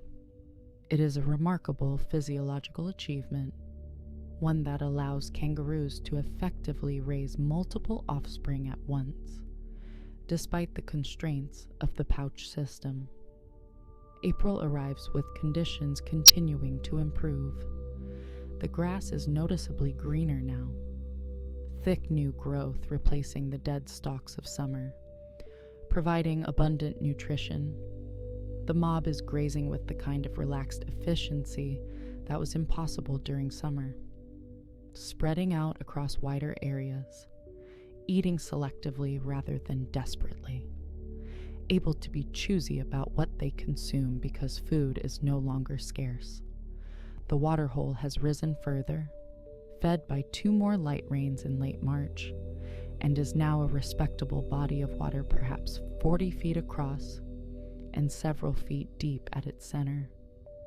Fish have appeared, somehow surviving summer in the mud or arriving from some mysterious source, creating a small aquatic ecosystem that attracts water birds and provides entertainment for the mob's younger members who watch the surface ripples with intense interest. Despite having no idea what causes them, the dominant male's position remains secure, but he is working harder to maintain it. The subordinate males are larger, more confident, more willing to test boundaries. There have been 3 challenges this month, none successful, but each one requiring a physical response, a fight, or at least a serious threat of fighting. The challenges are not coordinated, not organized rebellion, just individual males reaching the point where their ambition outweighs their caution, testing to see if this might be their year to rise. The dominant male has won each challenge, but the victories are less one-sided than they would have been a year ago. He is 6 years old now, still in his prime but not young, beginning the gradual decline that all males face as they age. The challenges are coming more frequently, from larger opponents, and while he is still the strongest and most experienced male in the mob, the margin is narrowing.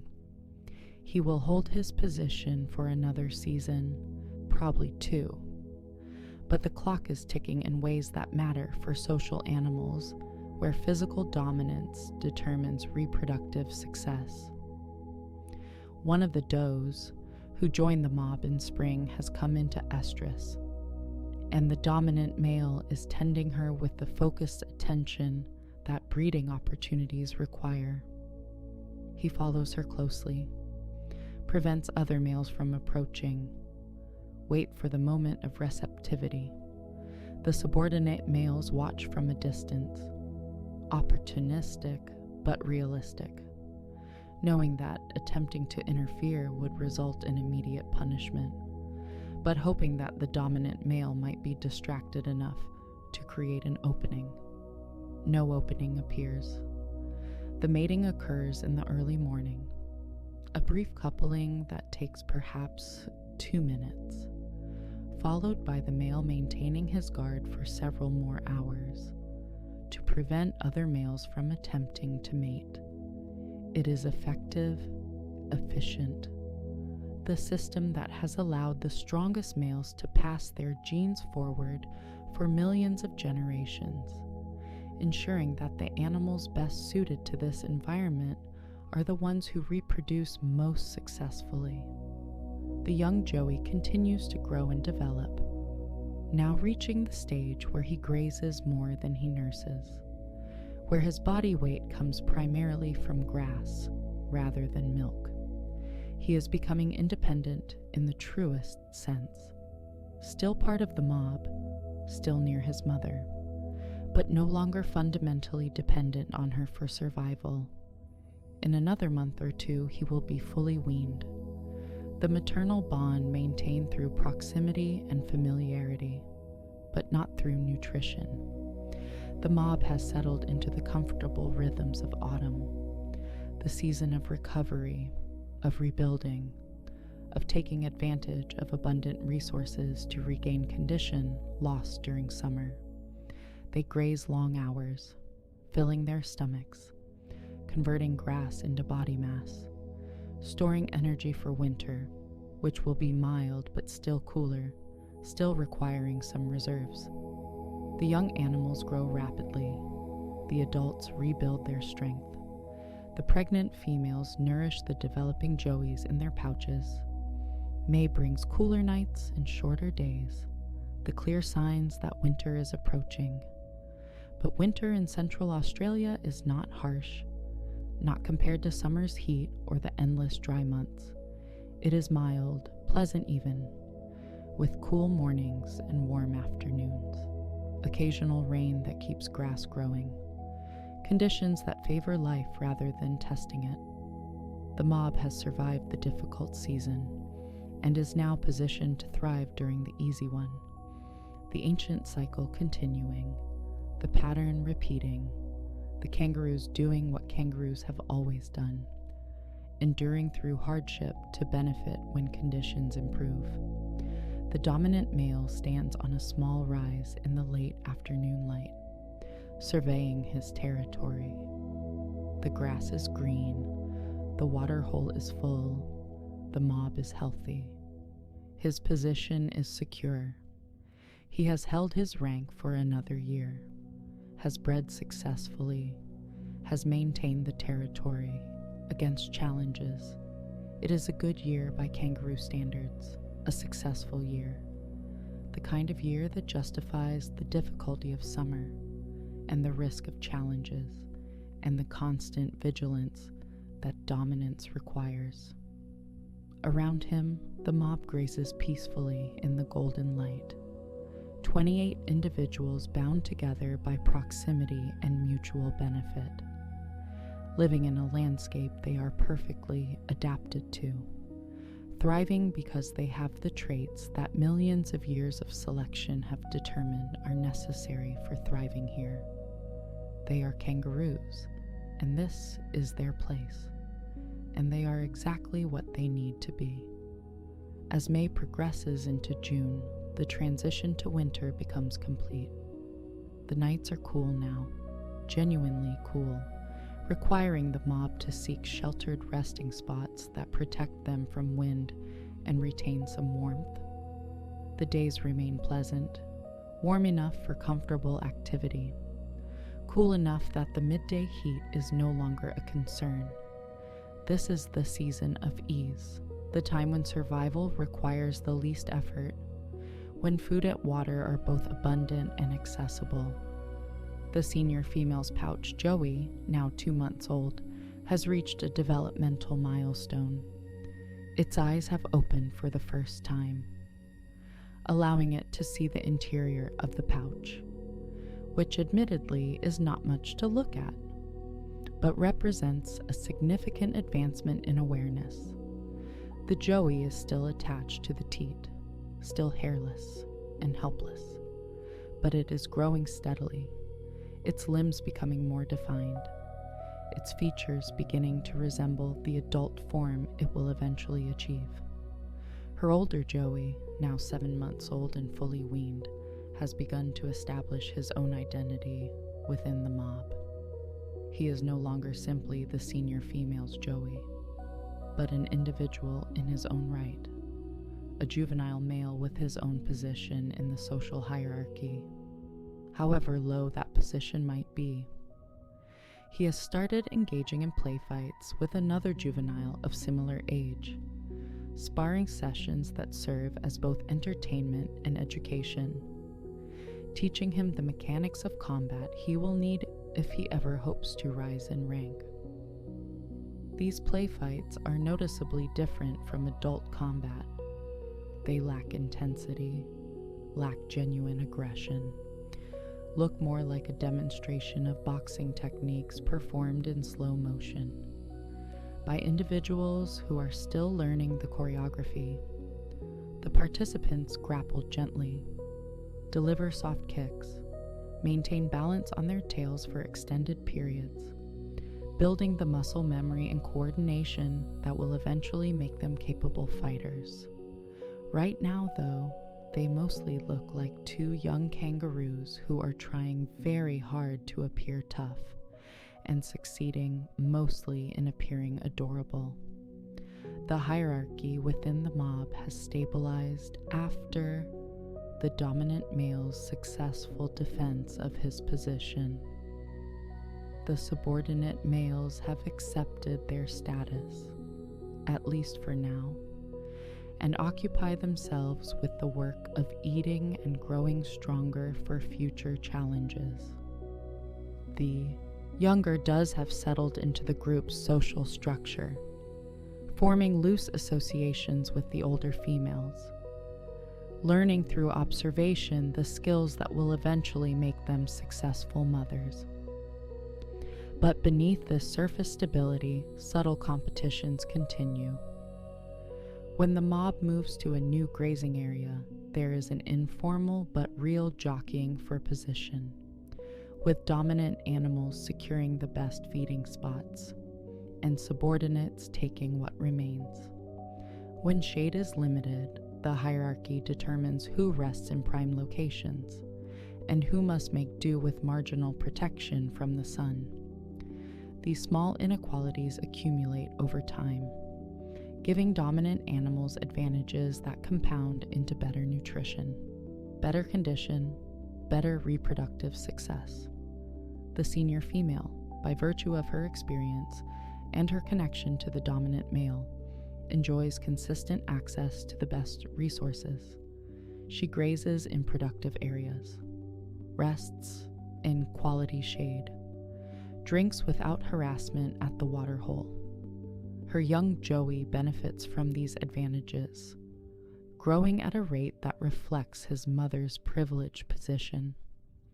Meanwhile, the subordinate females, while not deprived, must work harder for the same outcomes, accepting the less desirable feeding spots, the marginal shade, the secondary access to water.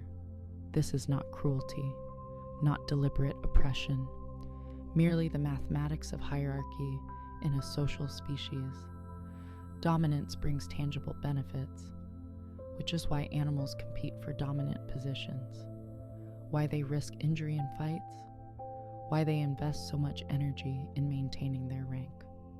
The system is not fair in any philosophical sense, but it is functional, stable, effective at organizing group behavior and distributing resources in a way that allows the group to persist.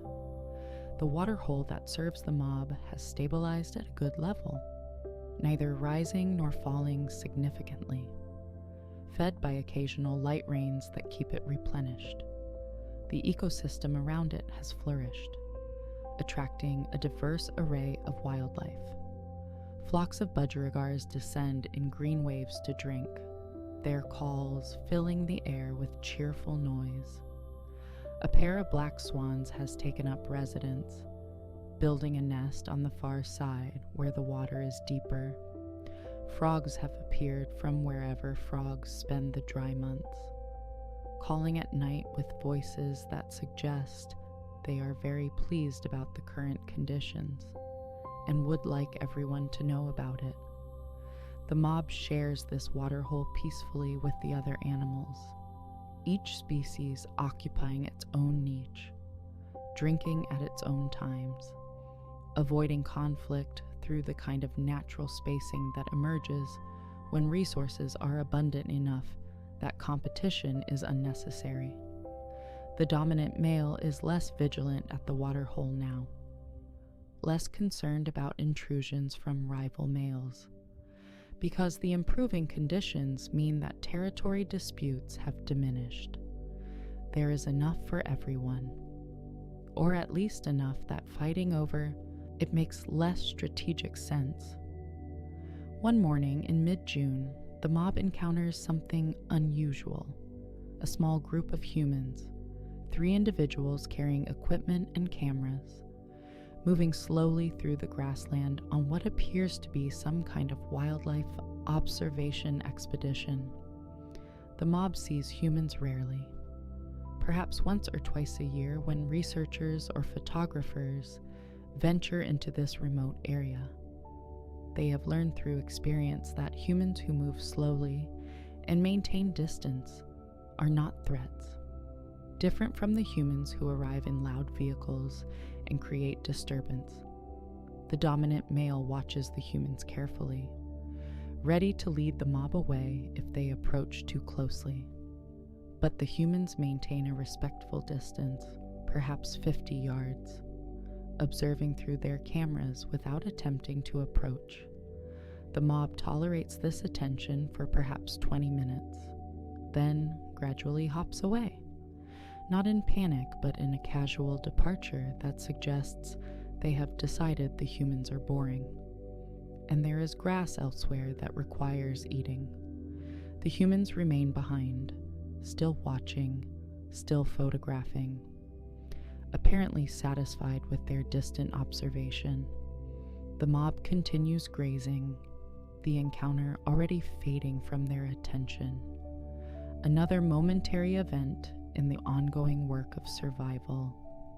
Kangaroos have coexisted with humans in Australia for tens of thousands of years, long enough to have developed a working understanding of when humans are dangerous and when they are merely present, a distinction that serves them well in a modern landscape where human activity is increasingly common. June gives way to July, the heart of winter, the coolest month of the year. But cool in central Australia means morning temperatures around 10 degrees, pleasant by global standards. Certainly not the freezing conditions that the word winter implies in other parts of the world. The mob is thriving in these conditions, their thick coats providing ample insulation, their food supplies abundant, their water secure. The breeding season continues, with several does coming into estrus and being tended by the dominant male. He is busy this month, moving between different females, maintaining his breeding monopoly through constant vigilance, and the occasional reminder to subordinate males that attempting to interfere remains a poor life choice. His success rate is high, as it should be for a dominant male in good condition with exclusive access to receptive females.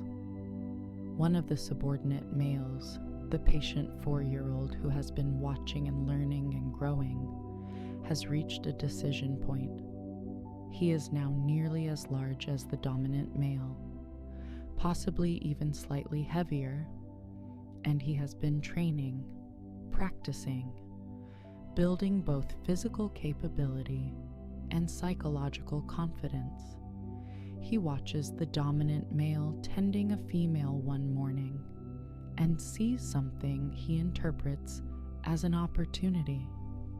The dominant male is focused, distracted, positioned away from the main mob. The subordinate approaches, not cautiously but deliberately, in a way that signals intent rather than accident. The dominant male notices immediately, releases the female, turns to face this challenge.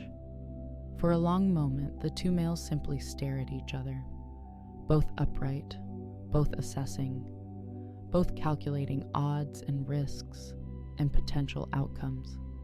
This is the moment before the moment, the last chance for either animal to back down without fighting. Neither backs down. The subordinate has come too far to retreat now. The dominant male has too much to lose to surrender without contest. They close the distance, both rising onto their tails, both adopting fighting stance. And then they engage, grappling with their front paws, each trying to gain the advantage, each looking for an opening to deliver the powerful kicks that can end fights quickly. The battle is intense, serious, nothing like the play fights of juveniles or the brief conflicts that establish minor hierarchy adjustments. This is a challenge for dominance, for breeding rights, for control of the territory and the mob and everything that matters in a male kangaroo's life. They fight with full strength, landing solid blows, grunting with effort, neither giving ground, neither showing weakness. The fight lasts perhaps 3 minutes, which in kangaroo combat is an eternity. A sustained physical confrontation that tests both strength and endurance. The dominant male has experience, technique, the kind of fighting knowledge that comes from years of successful challenges. The subordinate has youth, slightly greater weight, the advantage of being fresh rather than worn down by constant vigilance and breeding activity. They are evenly matched, more evenly than any previous challenge the dominant male has faced. The outcome is genuinely uncertain, swinging back and forth as first one gains advantage, then the other. The rest of the mob watches from a safe distance, not with concern exactly, but with the kind of focused attention that suggests everyone understands something important is happening, that the social structure they live within is being tested and might change. The fight ends not with a decisive blow, but with gradual exhaustion. Both males are breathing heavily. Both have landed significant strikes. Both have taken punishment that will leave bruises and soreness for days. But neither has achieved a clear victory. Neither has forced the other to flee. They disengage slowly, backing away from each other, neither pursuing, both too tired to continue. It is a draw, unprecedented in the dominant male's experience, an outcome that changes nothing officially, but changes everything practically. The dominant male has maintained his position, technically, because the challenger did not defeat him, but he did not defeat the challenger either, which means his aura of invincibility is broken. His position is vulnerable. His dominance is no longer absolute.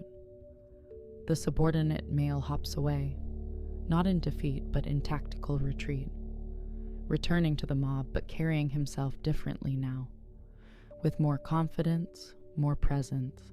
He has not won, but he has proven he can compete.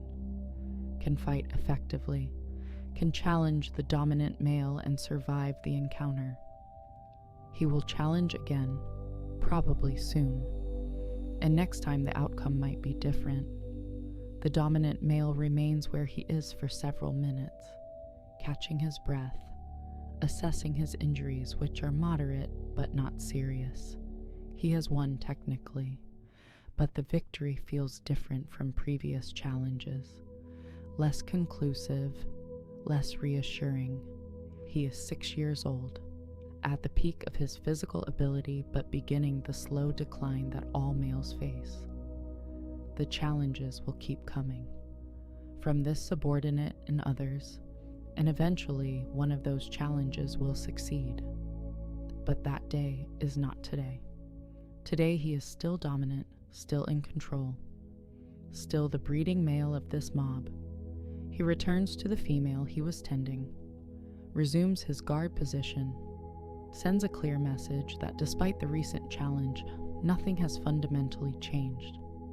The mob accepts this, returning to their normal activities, the social structure maintained, at least for now. The winter continues, cool and pleasant and productive. The mob grazes and rests, and breeds and grows, living through the easy season, building reserves for the next cycle of difficulty. The joeys develop, the juveniles mature, the adults maintain their condition.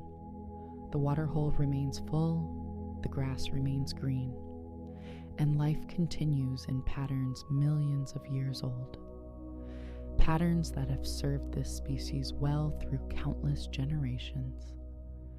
Patterns that will continue as long as kangaroos persist in this ancient landscape. August returns. The cycle completes. A full year has passed since we first met this mob in the late winter grasslands.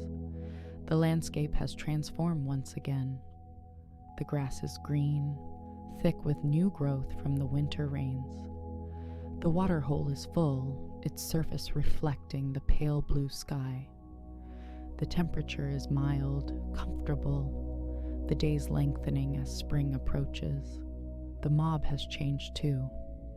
The dominant male still holds his position, though everyone knows his reign is nearing its end.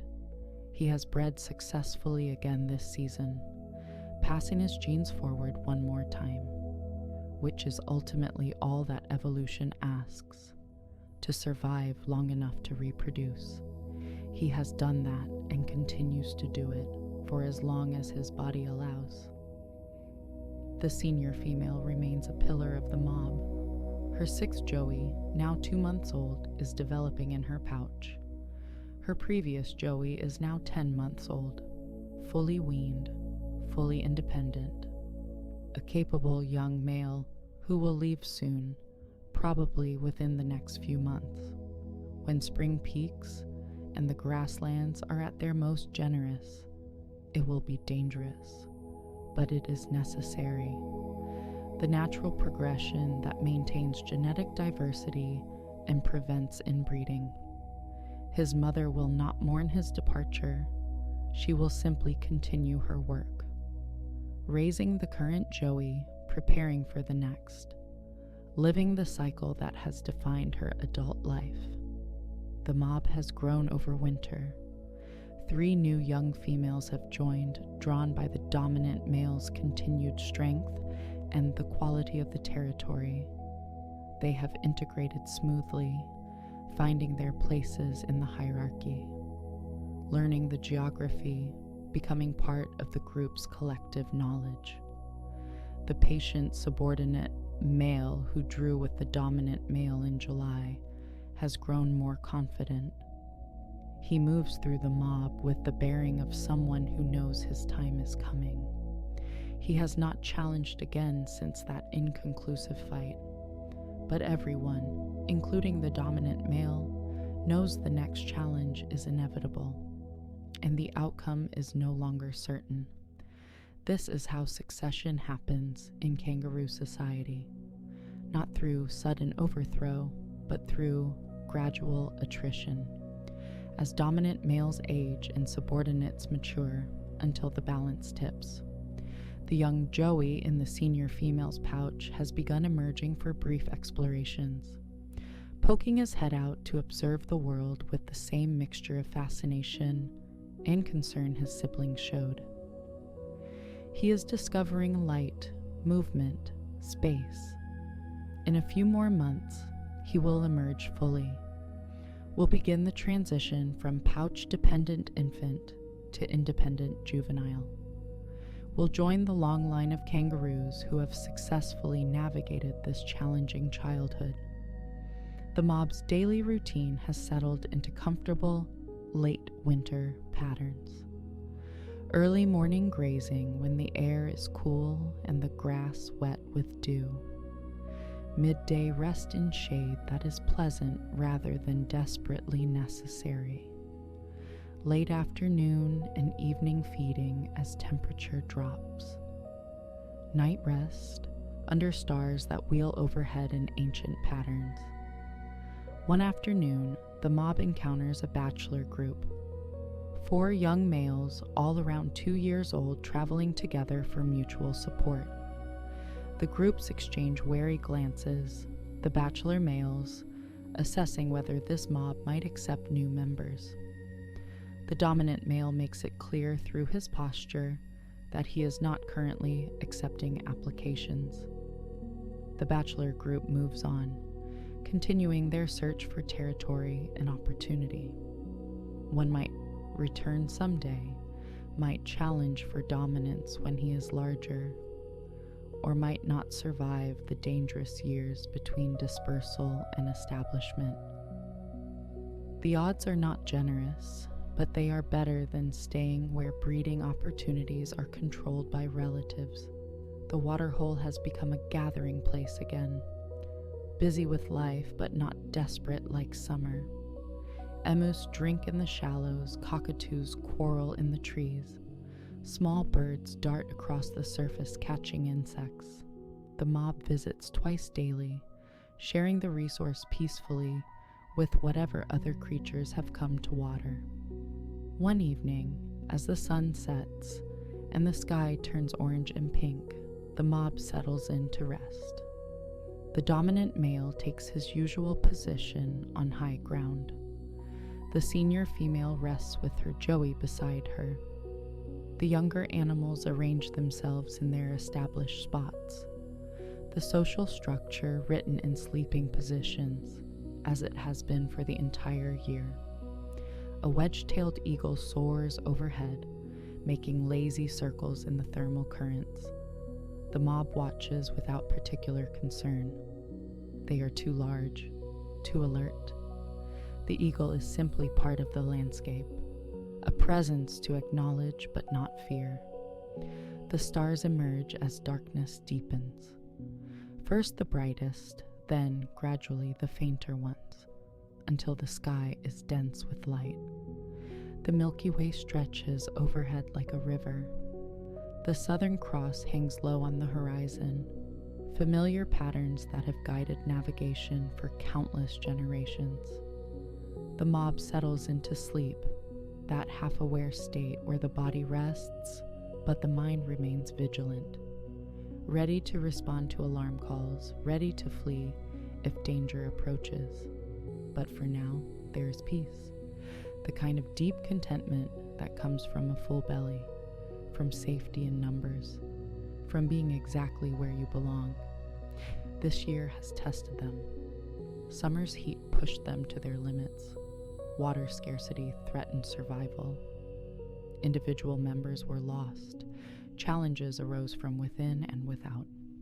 But the mob endured, not because they are particularly clever or strong or lucky, but because they are kangaroos built by millions of years of evolution to survive exactly this environment, equipped with the right adaptations for this landscape. Social structure that provides vigilance and collective wisdom. Reproductive systems that hedge against uncertainty. Physical capabilities perfectly matched to the demands of the grassland.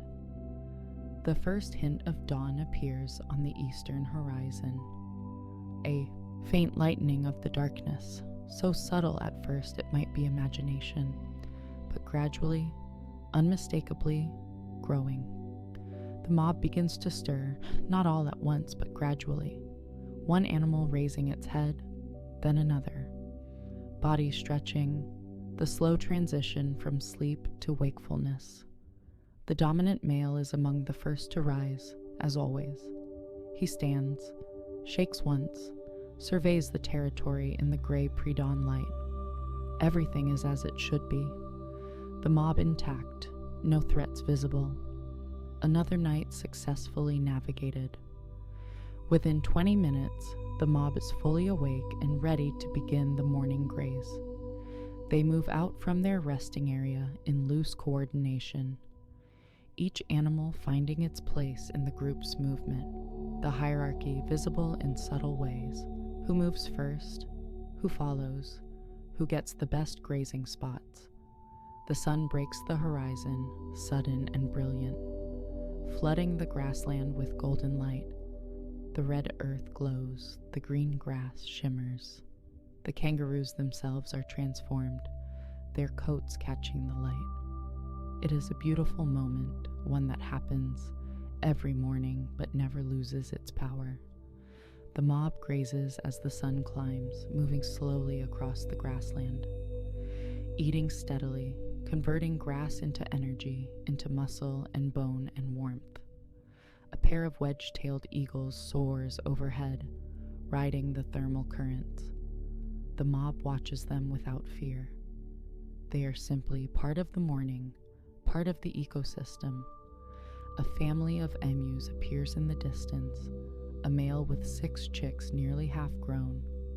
The mob and the emus acknowledge each other with brief glances, 2 species sharing habitat, pursuing different strategies, both successful in their own ways. The morning advances, the temperature rises.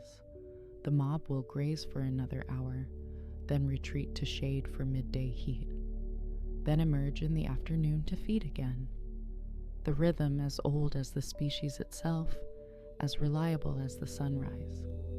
The younger Joey, the 10-month-old, lies near his mother after the morning graze, not touching but close, still connected by proximity even though the nutritional bond has ended. He watches a beetle crawling through the grass with the focused attention of the young. Everything is still novel, still worth investigating. In a few weeks, he will leave. We'll hop off into the grassland one morning, following the instinct that drives all young males to disperse. His mother will not search for him, but somewhere in the vast grassland, he will find other young males. We'll perhaps join a bachelor group, learn from them, grow stronger, and someday, if he is capable and fortunate, he will challenge for his own position in a mob. We'll breed, we'll pass his genes forward, will contribute to the ongoing story, or he will not. The grassland does not guarantee success, only opportunity. The afternoon passes in drowsy stillness, the heat settling over the landscape. The mob at rest, conserving energy, waiting for cooler hours. This patience is itself an adaptation, the understanding built into their being that sometimes survival means doing nothing, means simply enduring, waiting for better conditions. As the sun begins its descent, activity resumes. The evening graze begins, the mob spreading out across the grassland, eating steadily as the light turns golden, as the temperature drops, as another day moves toward completion. The patient subordinate male grazes near the dominant male, closer than he would have dared months ago. Not challenging, not threatening, just making his presence known. A subtle reminder that he is here, he is strong, he is ready. The dominant male acknowledges him with a glance. There is no hostility in it, no aggression, just recognition, the understanding that passes between males who know each other well, who have fought and tested and measured. Soon there will be another challenge, perhaps tomorrow, perhaps next week, and when it comes, the outcome will reshape the mob. A new dominant male will emerge, or the old one will prove he still has the strength. Either way, the mob will adjust. The hierarchy will reorganize. Life will continue. As the stars emerge and darkness settles, the mob finds rest once more.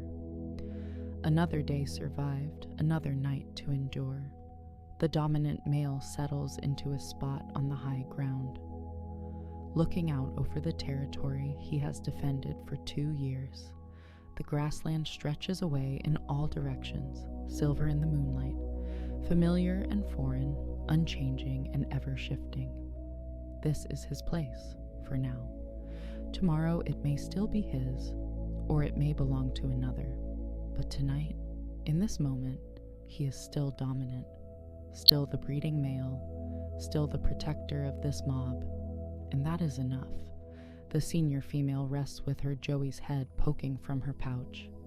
6 Joeys she has raised successfully, 6 contributions to the future. Her body is older now, harder, worn by the work of reproduction and survival, but she is still here, still functional, still doing what she was built to do. Around them, 28 kangaroos settle into sleep. 28 heartbeats in the darkness. 28 lives continuing in the ancient pattern. They are not thinking about the future, not planning or worrying. Simply existing in this moment, breathing steadily, hearts beating. This is their story. One mob, 1 year, one cycle of seasons in the grasslands of Central Australia.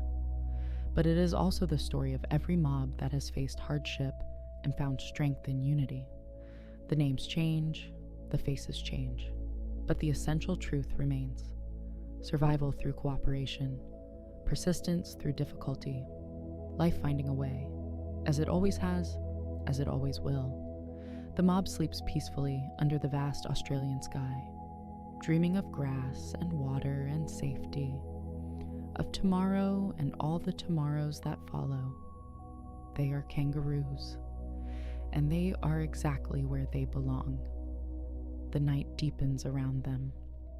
A cool breeze stirs the grass, carrying the scent of eucalyptus and earth.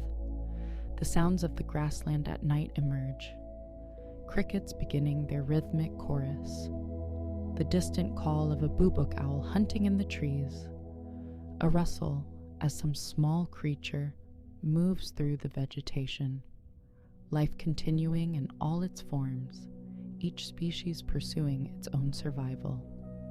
The moon climbs higher, nearly full, casting silver light across the sleeping mob, illuminating the familiar shapes, the bodies at rest, the peaceful scene that has repeated itself for millions of years, in this exact pattern, in this exact way. Kangaroos sleeping in the grassland under southern stars. The dominant male's breathing is slow and steady, his body relaxed, but his ears still mobile, still tracking sounds. Even in sleep, vigilance persists. The habits of leadership so ingrained they operate without conscious thought. Tomorrow he will patrol the territory again, will monitor the subordinates, will watch for threats, will perform all the duties that dominance requires. But tonight he rests, storing energy for the challenges ahead. The senior female's Joey shifts slightly in her pouch, the tiny creature dreaming whatever dreams newborn kangaroos have. Safe in the darkness, warm against his mother's body, unaware of the world that awaits him, the grassland that will test him, the challenges he will face, the long journey from helpless infant to independent adult. But that is months away. Tonight he is simply warm and fed and protected, growing steadily toward the moment when he will emerge. Her older, Joey lies nearby, soon to begin his own journey. He shifts in his sleep, perhaps dreaming of the bachelor males he saw today, of the wide grassland beyond the territory he knows, of the future that calls to him with increasing urgency, the instinct to disperse growing stronger each day. Soon it will be irresistible, and he will go, but not tonight. Tonight he is still part of this mob, still included in the protective circle. The youngest members of the mob sleep the deepest, the juveniles who have not yet learned to worry, who trust in the group's protection, in their mother's vigilance, who sleep with the complete abandon of the very young. They will learn caution, learn wariness, but that knowledge comes gradually through experience and observation. For now, they rest peacefully. The subordinate males sleep in their assigned positions, lower on the slope, less protected from wind, but still part of the mob, still included. The patient 4-year-old dreams perhaps of his next challenge, of the fight that is coming, that both he and the dominant male know is inevitable. He is ready, has been preparing for months, building strength, practicing technique, studying his opponent. When the moment comes, he will give everything he has. The outcome uncertain, the stakes enormous. But that is tomorrow's concern. Tonight he sleeps, gathering energy for the battle ahead. The young females who joined recently sleep together, still learning the mob's rhythms, still adjusting to their new home, but already feeling the benefits of belonging, the protection of numbers, the shared vigilance, the collective knowledge. They have made a good choice in joining this mob. The dominant male is strong, the territory productive. Their futures here look promising if they can maintain their positions, if they can navigate the social dynamics, learn the unspoken rules. The waterhole lies quiet in the distance, its surface still and dark, reflecting the stars above.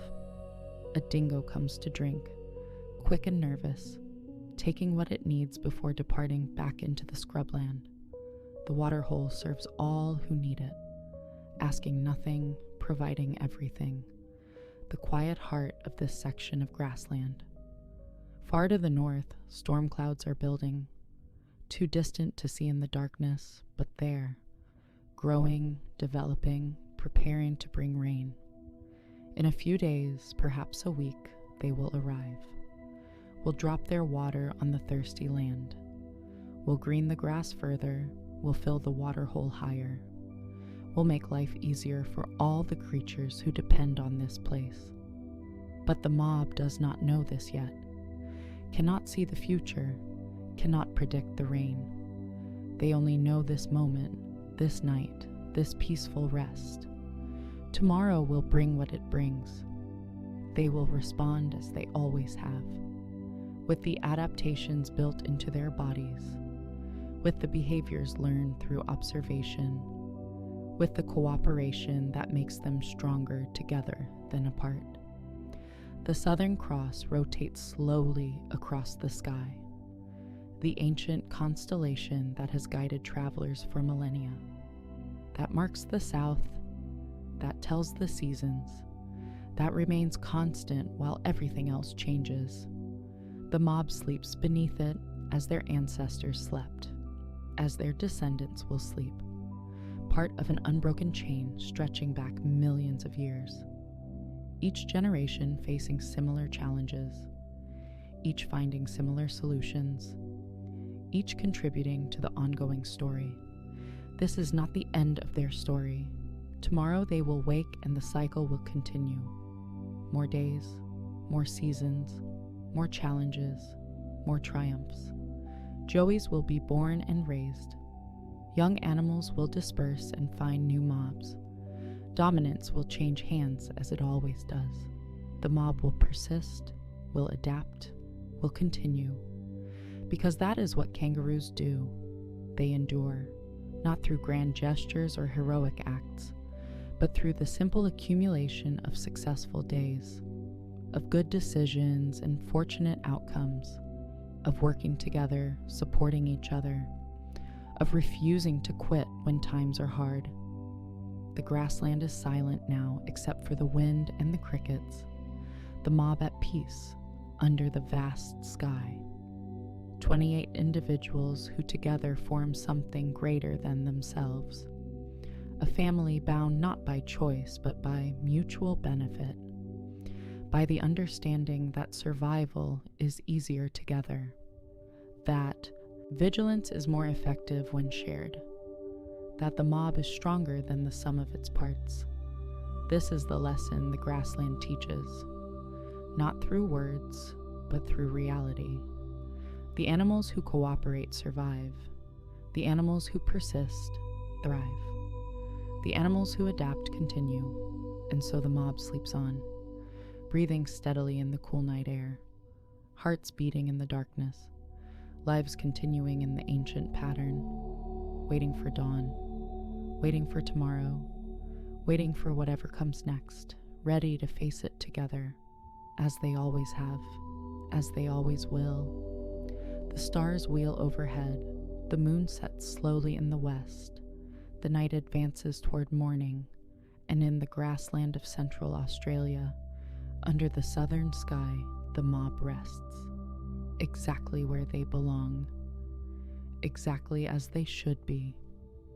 Kangaroos in the night, survivors in the darkness, family in the silence, home.